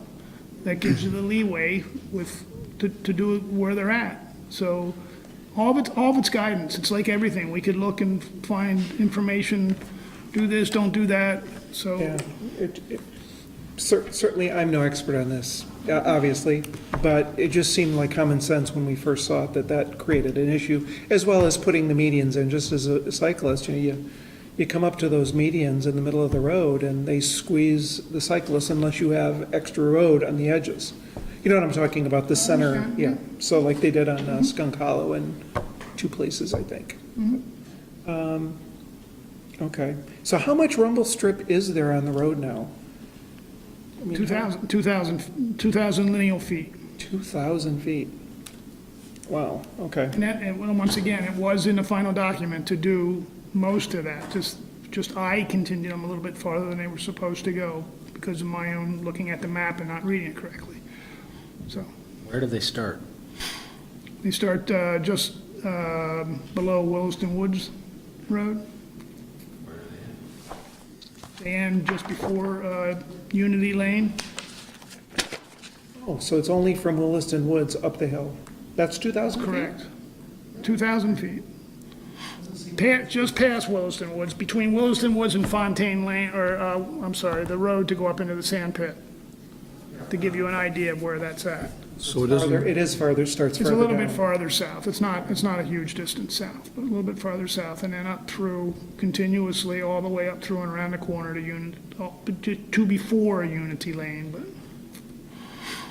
If I would have read this before, I probably would have said, why are we doing that? That doesn't seem like it makes sense. It seems like a safety issue for pedestrians and especially for cyclists. But I don't know if you've read that, Jeff? Have you read the, I'm not sure what I'm looking at well, there. this is the MUTCD, guidelines, so, Michael made that point in the information he provided us with. Finnerbrook. Right. Right, yeah, but I wanted to look it up myself to understand, because the letter we got today from Bruce indicated, I thought, that the MUTCD supported your rumble strips. So that's why I went to look and found this. Took a little searching, because it isn't in the middle of the document. It's in this extra section at the end, section 6. the MUTCD, it's in section 3 and section 6. They mention it in 3, right, but they refer you to, I think, No, 6. that's right, but, yeah, so. Bruce, your memo has three possible options for us to consider. One is to do nothing, leaving the rumble strips in place as constructed. The second is leave the rumble strips in place with minor modifications, meaning remove or pave over where they are located through intersections and one driveway. And then 3, remove the rumble strips in the vicinity of Unity and Peterson Lane. Wouldn't the second one include the third one? Wouldn't removing the rumble strips around intersections in one driveway, remove it in the vicinity of Unity and Peterson It Lane? would remove it at the intersection of Peterson Lane. They're not through the Unity Lane or Unity Lane intersection, Ted? Okay. So it would be on the corner where Unity Lane, not Unity, Peterson comes in at that goofy angle there. Is that where they end now? No, they end this side of those, more towards Unity. You come out of the corner and you get into the straightaway for just That's a where they short end. distance.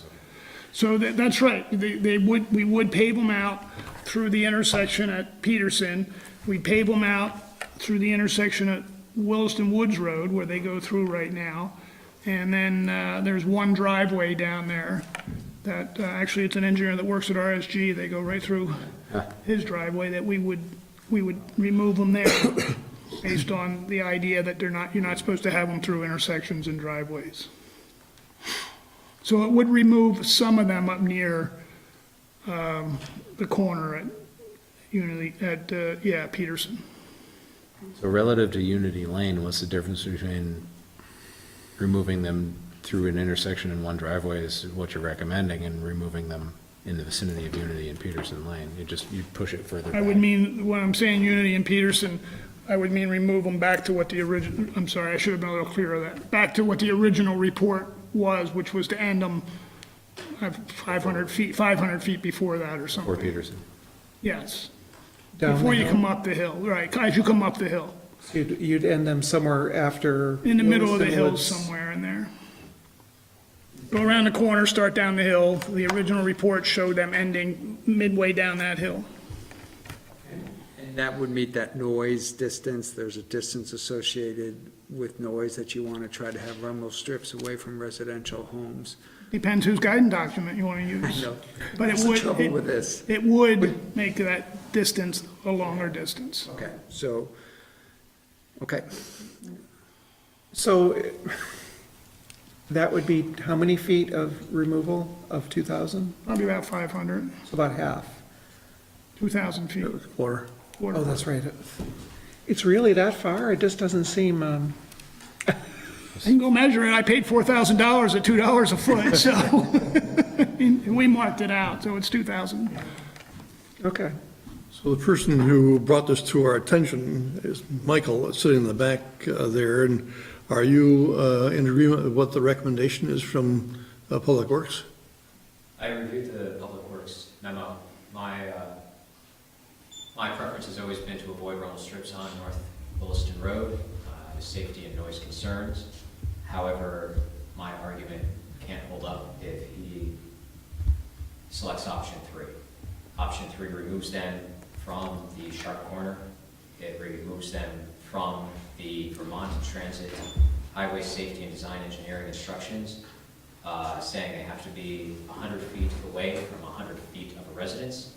So if they are removed in the entire corner, that removes them from the one residence on the corner that's within 100 feet. My preference would be to remove them entirely. However, I have no argument to stand on in terms of safety and public law to have them removed beyond halfway down the hollows.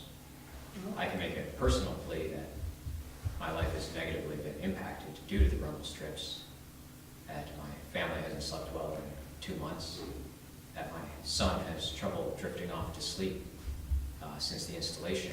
He's only 3 years old and really needs his rest. And when I asked him, why are you having such trouble falling asleep?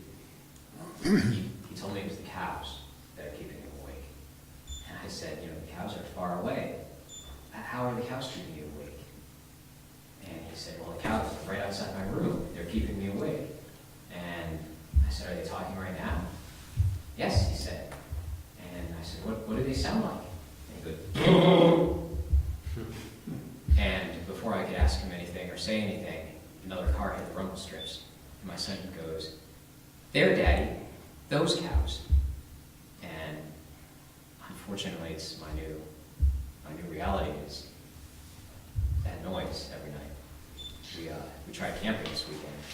We were going to do yard camping, and cars hit the rumble strips all night long. It kept my son, and as a result, my family up all night, to the point where we had to cancel yard camping, and my son was devastated. But the noise, the cars, they hit the rumble strips through the entire valley.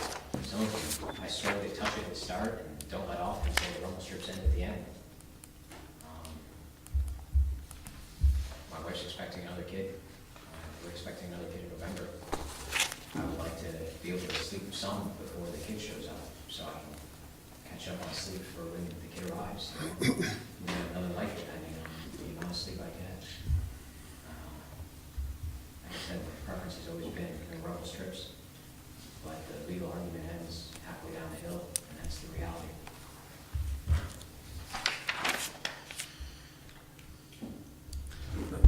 So, Question, if you don't mind, just, I need to ask this question, Bruce. I understand the noise benefits to use. If the rumble strips from the middle of the hollow, whatever, downhill to around the corner where Unity and Peterson Lane come in were removed, is there any negative what are the negative consequences of that, if any? Well, it just means that there have been crashes in that vicinity that that they may help mitigate, but I can't tell you that there's any, the original report, Jeff, showed them they put in halfway up the hill. Okay. When I went out there and told ECI where to put them, I'm the one that started them where they start at, and they went in the way they are. And so they could come back out and we would be back to the original recommendations of the report, the final report, which is the one you all selected as the methodology or the treatments to use. And you extended it, for lack of better words, you thought it was a good idea to extend them further because there would be a safety benefit. I extended them because in the draft report, a couple of the draft reports, it shows them going right through the corners. That's okay. And when we put the map together, the plan together on where things were going, and I took the little 8.5 by 11 sheet of paper out there with me, and it looked to me like we had them through the corner. I said, this is where they start. It was an honest mistake is all it was. I don't know if it was a mistake. I mean, I don't want, it Yeah, just, no, yeah. but, I mean. Sounds like a mistake. What's that? Sounds like a mistake. well, He says it's a mistake. I mean, it wasn't, I would, you know, honestly, I would have never thought you wouldn't put them there, but it was not what the final report showed to do. It wouldn't be the first time a town has said, you know, I think this is a good idea for a legitimate reason, only to, after you live with it for a little while, you realize that there are some things that you didn't realize about them. Well, the report does, it's clear in the report, put them in. If you don't like them because of noise, take them back out. It says, Question is it what says to means, try them. That new information, yeah. Okay, good, thank you, that's what I needed. Yeah. So the question is, would we agree with the recommendation of Public Works? And if we do, there's a motion to that effect. Yes, Chief? I'm going to bring some clouds to the rumble strip discussion. And we have, at the fire department, some significant concerns about rumble strips. And our problem is multifold. Most importantly, when you drive across a rumble strip, you have a very rough ride. And we go to Williston Woods just under 100 times a year for medical transports. And every time we're bringing someone up from Williston Woods, we're driving up North Williston Road, and we now cross those rumble strips. If you're trying to start an IV, it makes it extremely difficult, and we've had that problem already. Also, and I don't have the date, I'll be happy to provide it if the board chooses to do so, but I don't recall in my 38 years in this fire department ever having a head-on collision on North Williston Road on the S-curves. Most of the accidents occur with cars coming up the hill and leave the right side of the road. I may be wrong, they might have been accidents, I don't recall any. And I think that we've already moved forward, the rumble strips are involved, but I think moving forward, we have to consider these both from the noise issue, the public nuisance issue, as well as a public safety issue, because we're finding difficulty driving across these with patient care. So they sound great, and they do keep the cars in line, but every time we leave North Williston Woods, or we leave Williston Woods Development to head back up the hill to go to the hospital, let's face it, you're trying to get up the hill as quickly as possible. And that's a very narrow road, and it's a pretty wide ambulance. And we try to cheat as close to the center line as we can. Usually we cross the center line a little bit to save some time. We can't do that anymore. Now we have to really work really hard to stay in that lane. And it slows us down a little bit, and it's just not necessary. Hopefully you're not. Yeah. So, Thanks. I rest the case. Thank you. So what would it cost to get rid of all of them? I mean, I would like to see. $2,000, I don't know right off the top of my head. I would like to see them all go, because I think, you know, at least the federal government has said they shouldn't be installed in a road that wide, because it's a safety concern for cyclists. Once again, you all did take the final report, which did show them on that road. You didn't give us this information, though. I mean, you told us that. We gave you the information that professional engineers and our consultants that we hired gave us to give you. No, I'm not faulting you. I'm just saying that. You just said you didn't give me this information. I don't take all the information I get from every engineer and then go second guess them to see if there's something else behind that may or may not support their conclusions. That's why they're PEs. But I think if we find, so after the fact, we found information that suggests it's a bad practice for safety reasons, it's clearly a bad practice for sleep reasons in a certain vicinity of houses. And it sounds like it's a negative for emergency services. It's unclear what the benefits are based on all the research Mr. Finnefrock did. So I'm just thinking, did we just make a mistake here? You know, in general, since if we don't really have any head-on collision data, if we don't know the benefits.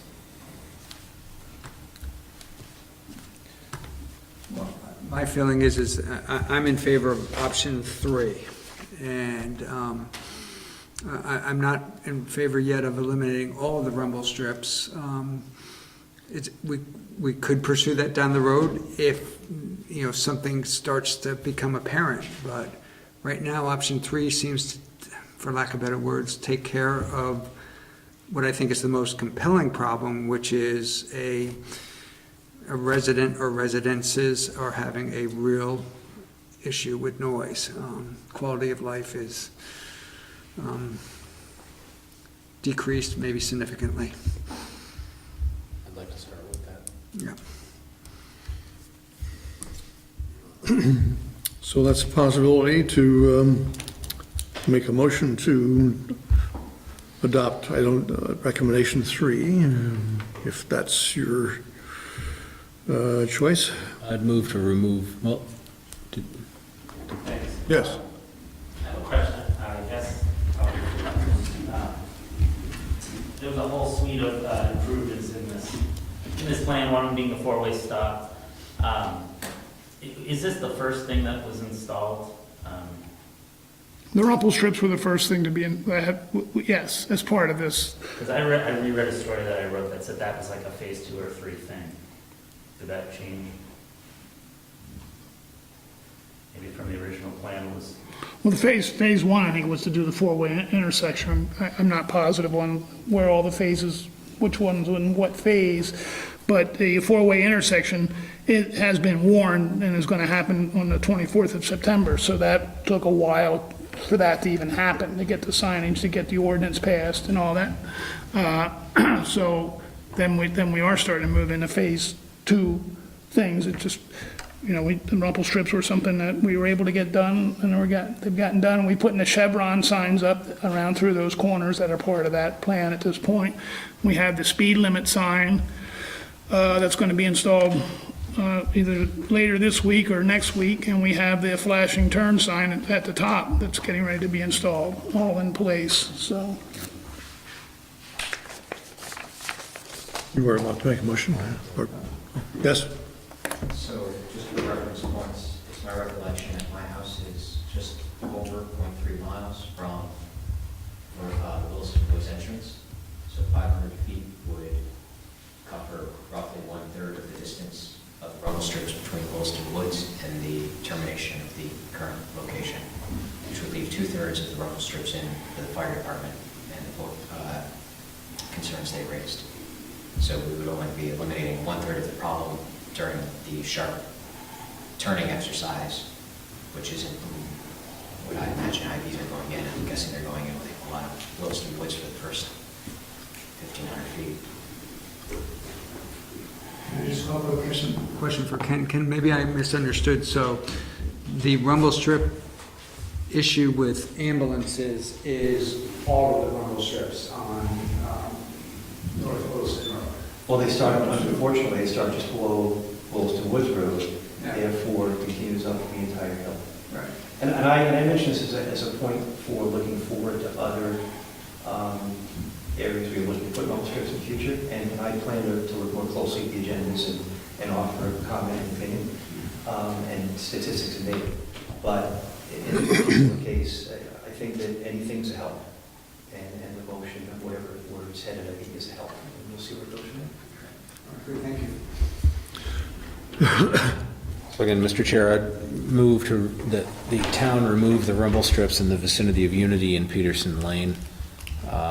And for that matter, I would also add that the town should remove the rumble strips that are located through intersections and in front of a driveway. So that's my motion. Is there a second? I'll second. Is there discussion on the motion? Yeah, I'll support this because I want to see us remove rumble strips, and I want to make sure Mr. Frinnerbrock gets, some sleep here. But I think in general, we shouldn't have put them there in the first place. It seems like there is guidance from the federal government that says, no, it's a safety issue for cyclists. So I'm hoping eventually we'll get to the point of removing them all. And maybe at some point, if we widen the road for it to be safer, then maybe it makes sense to put them in certain places as long as they're far enough from houses and residences and intersections. But is there further discussion on the motion? If not, all those in favor of the motion say aye. Aye.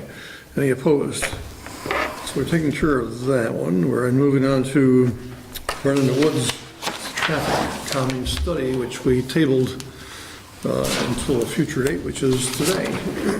And Bruce, we did have the recommendations to install the, I think, up to 6 speed humps in 3 different locations in Burn in the Woods and on Chamberlain Lane. And we had essentially we have the information that the speeding has taken place within Burn in the Woods and Chamberlain Lane from the residents that are living there. The question is it worthwhile putting in permanent humps, speed humps at this point? Or I guess my question would be, would it be better to put in the removable type of speed humps that are made out of heavy rubber or something like that for periods of time during the course of the fall, spring, and summer? We can certainly do that. I mean, we can buy the hard rubber ones that can be put in on a temporary basis and taken out. Certainly, they're not going to be there for plowing, those kind. If that's what you'd like to do, we can certainly do that. What months would they come out then, Bruce? Well, I'd probably take them out in the end of October until the end of March, beginning of April. Because I'm not going to, the temporary ones can't be there for plowing season. And plowing season could be, I mean, if it snowed once or twice while they're out there, we would just go out and take them out that much sooner. But, you know, if I had to pick dates, it would be the end of October till the end of March. Is there any cost estimate for the purchase of these things? I haven't looked at buying those kind. I had talked to Rick about looking into that to see about getting some for other locations where people may want these kind of things to happen. I have not looked at those for buying. I had never, quite honestly, Terry, intended to buy 6 of them. Yeah. But, I mean, and actually, even in this report, the 2 that are down by the park, by Brennan Woods Park, the report says that we should put the other 4 in and then get a little bit more data for down in that area. But, I mean, we can certainly purchase them. I can't even guess at a cost, though, what they would cost us. I think our concern at the last meeting was that not putting in the bumper, the humps down near the park area, but doing the other 2 locations at they were, at least that's where we were talking about, I think, at that time. Quite honestly, at this point, if you decided to have them put in, they're probably not going to get put in before spring at this point anyway. Oh, sure. I mean, just to find the money and other things. But if we were to put in the permanent ones, that would have to go into the budget cycle anyway before. Well, that's right. Right. My preference is to do temporary in any case, because first of all, that's, why we are working on this traffic calming policy is to undertake improvements that are, at least at the first 1 or 2 stages, aren't permanent. Because we'll often find there's unintended consequences when you do install these things, so. I like your idea. I think that's prudent. We don't know what the cost of these are, but I think in the long run, they'll have more utility than putting in permanent humps and then coming around a year or so or even less later and removing them because people decide they didn't like them after all. My only question about the temporary versus the permanent is, are they somewhat similar in terms of, height and? Oh, yeah, they'd be the exact size. You can get them. Oh, sure, you'd have to buy them, for the speed that so they'd be the same as if you're putting in. Okay. So these would not be the temporary ones that get installed in parking lots that you gotta drive like 5 miles an hour? The real bump ones. Yeah. We won't put, Okay. I won't put bumps in if you tell me to, Jeff. No. I'll put humps in and speed tables and. Speed appropriate humps, okay. Yeah, but those bumps, the bumps are. Okay, I'm good. What's that? Those are not good. And I didn't mean that to be disrespectful, I just, Oh, no, bumps are not something we should be Just doing. had this image in my head. I don't see how this is going to work. So I'm not sure if we need a motion. I don't think we do tonight, based on what I'm hearing. So we'll look in what the cost is, and you'll certainly see it in budget with capital items or whatever. You ought to get some sort of hydraulic thing, Bruce, where come the end of October, November. They go back down in the road. You're an engineer, we can do anything you want, Jeff. It's called money. In fact, you can have it so that the plow can push a button, it goes down, plow goes over, it comes back up. Give the fire department the button too. That's true, a good point. Yeah. The good thing about the. Don't worry, guys, I'm not counting on this being my retirement, this new idea. The temporary is, once you decide what to do with Brennan eventually, you can move those to the next. Oh, yeah, once we have them, we can use them, right. One community I saw had a unique, a pothole.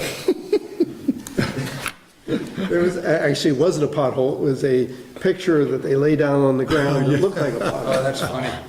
Oh, that is? Essex High School used to have dips in the 80s. And I always remember the sign said, "Caution, slow dips ahead." And I always thought, At least you say you know, as a rival of Essex, I'm kind of glad that they are advertising that, you know. That in South Burlington, always building a proud tradition. I haven't gotten there yet. Traffic calming policy. Yes. So we have a new draft. Yep. So the board has a new draft with the agenda tonight. Took comments on, board provided our last discussion. You'll see there's some red line changes in this new draft. Board member Joy took a look at this as well. She had voiced interest in taking a look.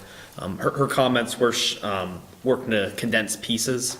Her main piece of feedback. So Rick and I have tried to condense parts of this.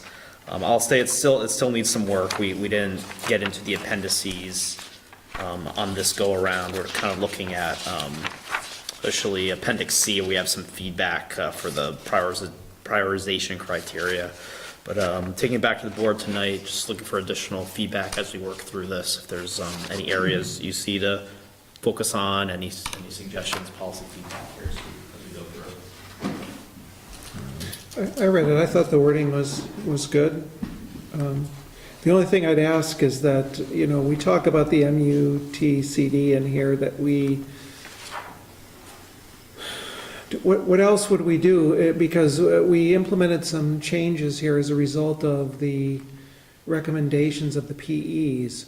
Would we write a contract or an SOW? I don't know how you write your agreements with these groups when you hire them, that indicate that they have to bring up any potential issues, you know, or conflicts with MUTCD wording or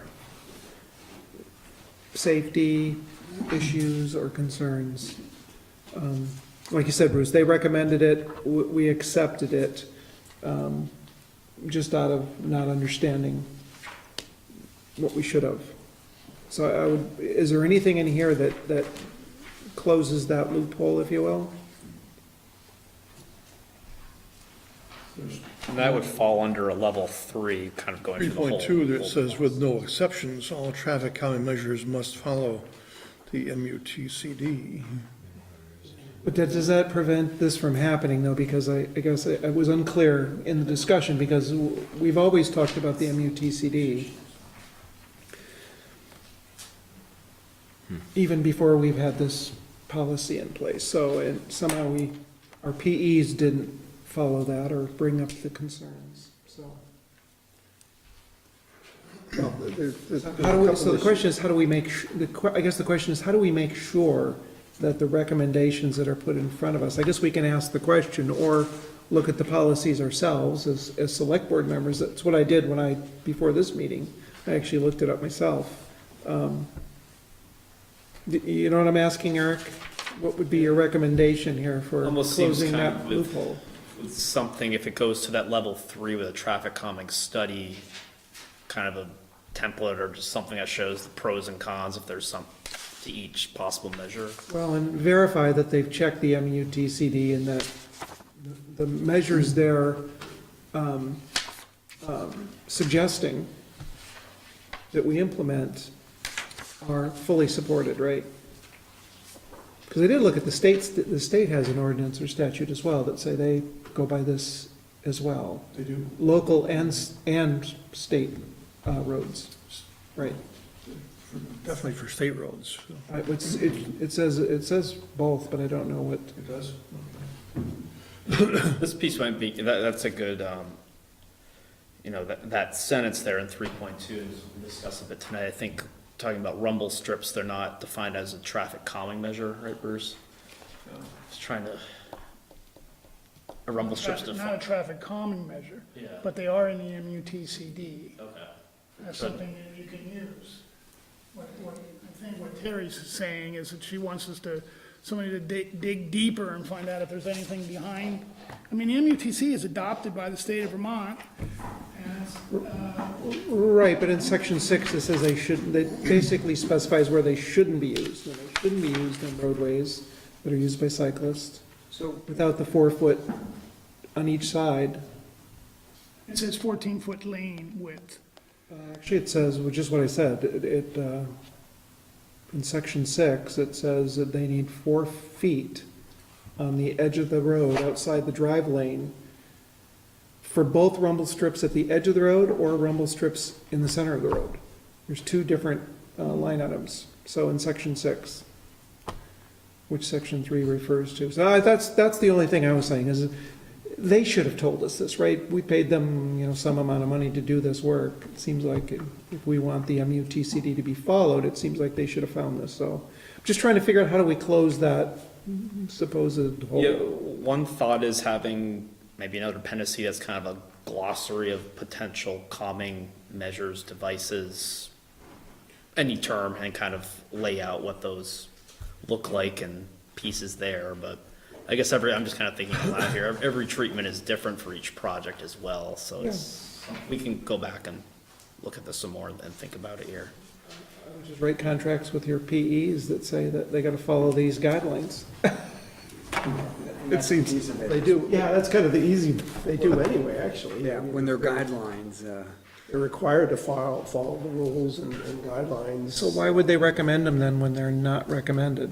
Well, I'm not quite sure it says black and white in all situations, which, Well, no, not at all. I'm just this specific one. well, So that's my only question. I thought the rest of it was worded pretty well. under 3.2, Eric, this is just a suggestion, and maybe it won't work. I wonder if the last sentence should read along the lines of, with no exception, all traffic calming measures must be identified in the MUTCD as a traffic calming measure. And that gets away from the question of it's in the MUTCD because it's a safety measure, but not a traffic calming measure. It would, I mean, wouldn't you also want to make sure you only implement them where they make sense and don't create other safety problems? Well, but I guess that's, I mean, the point of this is, I don't think the I'm assuming the MUT, however you say that acronym, TCD, does not recommend traffic calming measures where it violates safety considerations. I would assume. I don't know. I would say that's a safe assumption. Yeah. Any other input tonight from? No, I don't. And I'll be honest, Eric, and I apologize for this. I was away this long weekend, so I've not spent the time on this I should, but will. Now Ken's gonna tell you he doesn't want them, period. We've got some more work. Yes, please. This might actually be longer as well. I have comments on a previous draft of the traffic calming policy. I haven't seen the redraft, so I think I'm going to hold off on passing my comments out tonight, and I'll just direct them to Eric, okay? But I want to speak to traffic calming just overall and in general. And I want to do it because I want us all to be eyes wide open about the other side of traffic calming. It does slow cars down, it does give the people the feeling of having cars not racing through the neighborhoods and so forth. But there are some collateral effects that occur that we want to talk about for a minute. And most importantly, let's not forget the fact that a speed hump, bump, table makes for a little noisier drive as a car or a truck passes over, particularly a truck that has a load in the back, a utility truck that has a lot of equipment in the back. So that's a factor I think that, like the gentleman behind me has experienced, are negatives to having traffic calming or traffic control measures. For us in the fire department, there are three big ones. One is that whenever you put any kind of an impediment, if you will, to getting to the fire call or the EMS call or getting to the hospital from, you're increasing our response time for fire and EMS. There are proposed, I believe, 4 speed tables on North Williston Road. That means every one of those, 1,000 times we go to North Williston to go to Williston Woods, 100 times rather, we're going over 4 tables on the way in and 4 tables on the way out, which is 8 tables. And that slows us down. 8 tables, 100 times a year, think of the time lost. It also interferes with patient treatment. I spoke to it earlier, trying to initiate patient care, and it makes for a tougher ride for a patient in the back of an ambulance, which in itself is not always a pleasant experience, but you go over humps, bumps, and tables, and it makes it worse. And thirdly, it increases vehicle maintenance costs. We, in the last year or 2 years, for the tables and bumps where I've heard at Blair, which includes Eagle and Falcon, with, by the way, another new facility coming online shortly, as well as North Williston Road with the Williston Woods development, we're somewhere around 710 trips that we're going over these roads where we're going to experience speed bumps. Most of our calls are at Blair and Tabb Corner, all right, and then North Williston. So we're going to see a lot of impact on our vehicles as we go over these bumps. And to talk about impact, our current maintenance cost, and we try to break it down to what could be related to chassis, frame and springs and tires and motor mounts and things like that. FY16 was 20,000 plus, FY17 was 24,000 plus, FY18 was 20,000 plus, and year to date, 2 months in, is over $9,000. So it's expensive to maintain these trucks. Potholes are bad enough, and now we're dealing with the brine issue, but add bumps and humps and so forth, it makes it even worse. There are no potholes. So He meant the ones on the state roads, not on the town roads. there's a risk of the cost. All right, so neighboring community experiences. We reached out to a couple of neighboring communities. Acceleration and deceleration puts strain on the motors of the trucks, right, or the ambulances. It's harder on steering, harder on suspensions, wears on the drivetrain.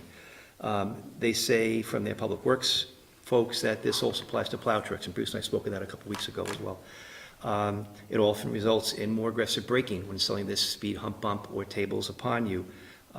It's more doable with an ambulance, not so doable with a fire truck or a tower ladder. Burlington saw a pretty significant increase in broken springs, as an example, on their apparatus, and ultimately it makes it a little bit more dangerous for staff. So what I ask are look at alternatives. I'm hopeful that we always do traffic studies and cost analysis and impact studies. But let's look at doing signage, educational campaigns, portable radar trailers, permanent radar signs, a police presence and enforcement, and maybe do those mid-block, as they call them, medians, which are like little squeeze lanes. Without having to go over bumps, we can now have to go through a little squeeze play on the roadway. Personal experience, we left late to go to our camp last Friday night. I was still doing some work, so I was texting and doing emails. My wife drove, and we took Skunk Hollow Road. And I very distinctly remember going over 3 bumps. As the car went over the 3 bumps on Skunk Hollow Road, I don't remember any one of the 2 squeeze plays. So please consider that as you move forward. In summary, I'm empathetic and concerned of the concerns of the residents who live in these areas. There's always a danger of someone being hit by a car, but it's true at any time and in any place, regardless of whether there's a speed bump or not. Statistically, we have a very low incident rate for pedestrian versus automobile accidents, just for the record. I don't recall more than one in the last couple of years. And it was at Walmart, where they probably won't be installing any speed bumps. So if you have any further questions, please ask. And we're not completely against traffic calming. We just want you to be eyes wide open that every time you put something in the roadway that we have to drive over, it slows us down, increases maintenance, and more importantly, it negatively impacts the patient And of course, if we have an EMT or a paramedic in the back of the ambulance doing a stick, and they go over a bump and they miss with the stick, they stick themselves. And now we have further issues. So please consider all those factors when you make your decisions. Thank you. Good. Thanks. Hey, I point blank said, we don't want them either. We don't like them either. We'll adjust. So you're gonna submit your recommendations to, Yeah, I'll get them over to Eric. Okay. Thanks, Chief. but thank you. And then pretty much mirror what I just spoke about. Police try everything else, you know, signage and I heard that we're putting bumps or humps in Blair Park at some of the crosswalks, which we go to hundreds and hundreds and hundreds of times a year. To the two existing facilities and we go as often as the new one that opens.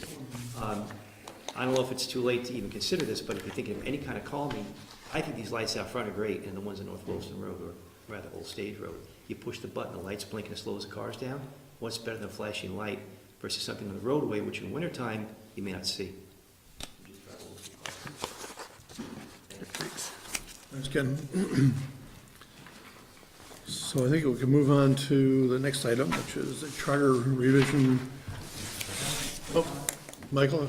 In light of the fire department's new analysis, doesn't it make financially good sense to just remove the rumble strips entirely and save the taxpayers money now, rather than reevaluate it when they racked up some extra bills? In terms of cost maintenance, we've already paid once, and paid again. It just seems financially prudent for safety and the community to just get rid of rumble strips and move past. So we do need to consider other requests, which is what we were trying to do with the calming policy, is to get some kind of a consistent recognition to the people who request these kind of things. Now, maybe there is no good solution to it, but that's where we're trying to head at this point. More specifically, to the resolution passed 20 minutes ago. I considered what the chief said when I made the resolution 20 minutes ago, and it hasn't really changed my mind at this point. So. Chief, anything more? No? Okay. Let's move on to the charter revision, and we have the schedule that has been proposed by Rick for doing the adoption of the charter revisions that we've talked about twice now, and I think we're, at this point, we are in agreement to go forward with them. The only question I had on the proposed schedule was the second public hearing notice, and the date of the meeting would be November 1st, which is a Thursday, which would entail us doing a separate meeting, which could be done. That was not our intent. No, that was a typo. It's, as long as it takes 30 to 40 days before the hearing, so there's a good amount of wiggle room there. The one important point too to note is that the board, if it wishes, after the first public hearing, can make changes, as long as it's so many days before whatever it says there. Yeah, it's 20, I believe. Actually, I'm looking back at this now. If the public hearing was set for December 4th, I had put November 1st there as starting at 30 to 40 day threshold to post it in town for the warning period. So if it goes later than December 1st, that date would be pushed forward as well. So the whole reason for doing the town charter and pushing this is so that you can appoint a treasurer instead of voting for one. Well, that's one of the issues. I went through the whole thing again today, and that's kind of the primary one, right? That's probably the biggest change, yeah. Yeah, because right now, we're not really in favor of changing the town clerk, although that option has been put in here. Yes. And then the town constable, we're going to continue appointing. Eliminate it as a required position, but there's no reason why we couldn't continue it, even though it's not in the charter. Right. Okay. And then there's some other little minor things here and there. Like the starting time of the annual meeting. Oh, yeah. On that one, does it, do we want to leave it completely open? Is that, I would think so. I mean, it's the people at town meeting vote as to what, when it will be the next year in the time of it, so that they can, at a town meeting, make any decision they wish to on what time to start this town meeting. okay, because we wouldn't want to, we wouldn't want to end up with a town meeting time that a lot of people couldn't attend, but I guess if it's determined at town meeting, I guess I don't remember that, I was there, but I don't recall. I guess if you only got 20 people that show up and say, oh, we want the meeting at 3 o'clock in the afternoon, that we could do that, but I don't anticipate that happening. Right. We don't want that, so, okay. Does that happen every town meeting we talk about the next, so the, It's on the warning. it is, okay, all right, I'm good. So a motion would be in order to start the proceedings going. I move to pursue amendments to the Williston Town Charter as presented in the charter proposal and begin the statutory amendment process by scheduling 2 public hearings to receive comment on the proposed amendments. Is there a second? Second? Is there discussion on the motion?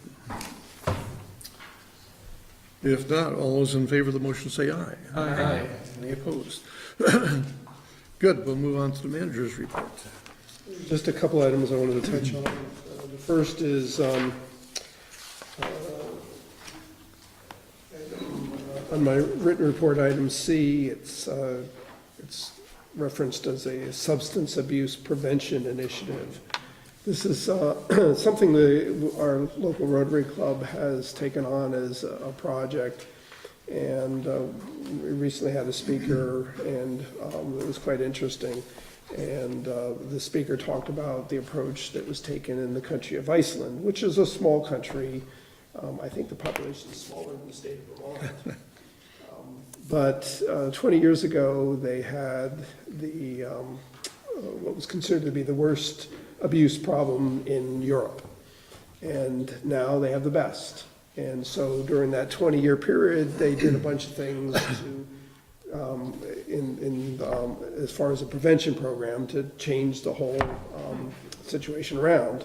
Now, I'm not suggesting that that's what we necessarily should be doing, but I think it would be important to have a community conversation about the issue and what might be some things that we can do as a community that might work towards preventing this from becoming or continuing as a problem. And when I say a problem, I'm not just talking about opiate abuse, although that's certainly a big part of it, but abuse of alcohol, abuse of tobacco are also parts of that.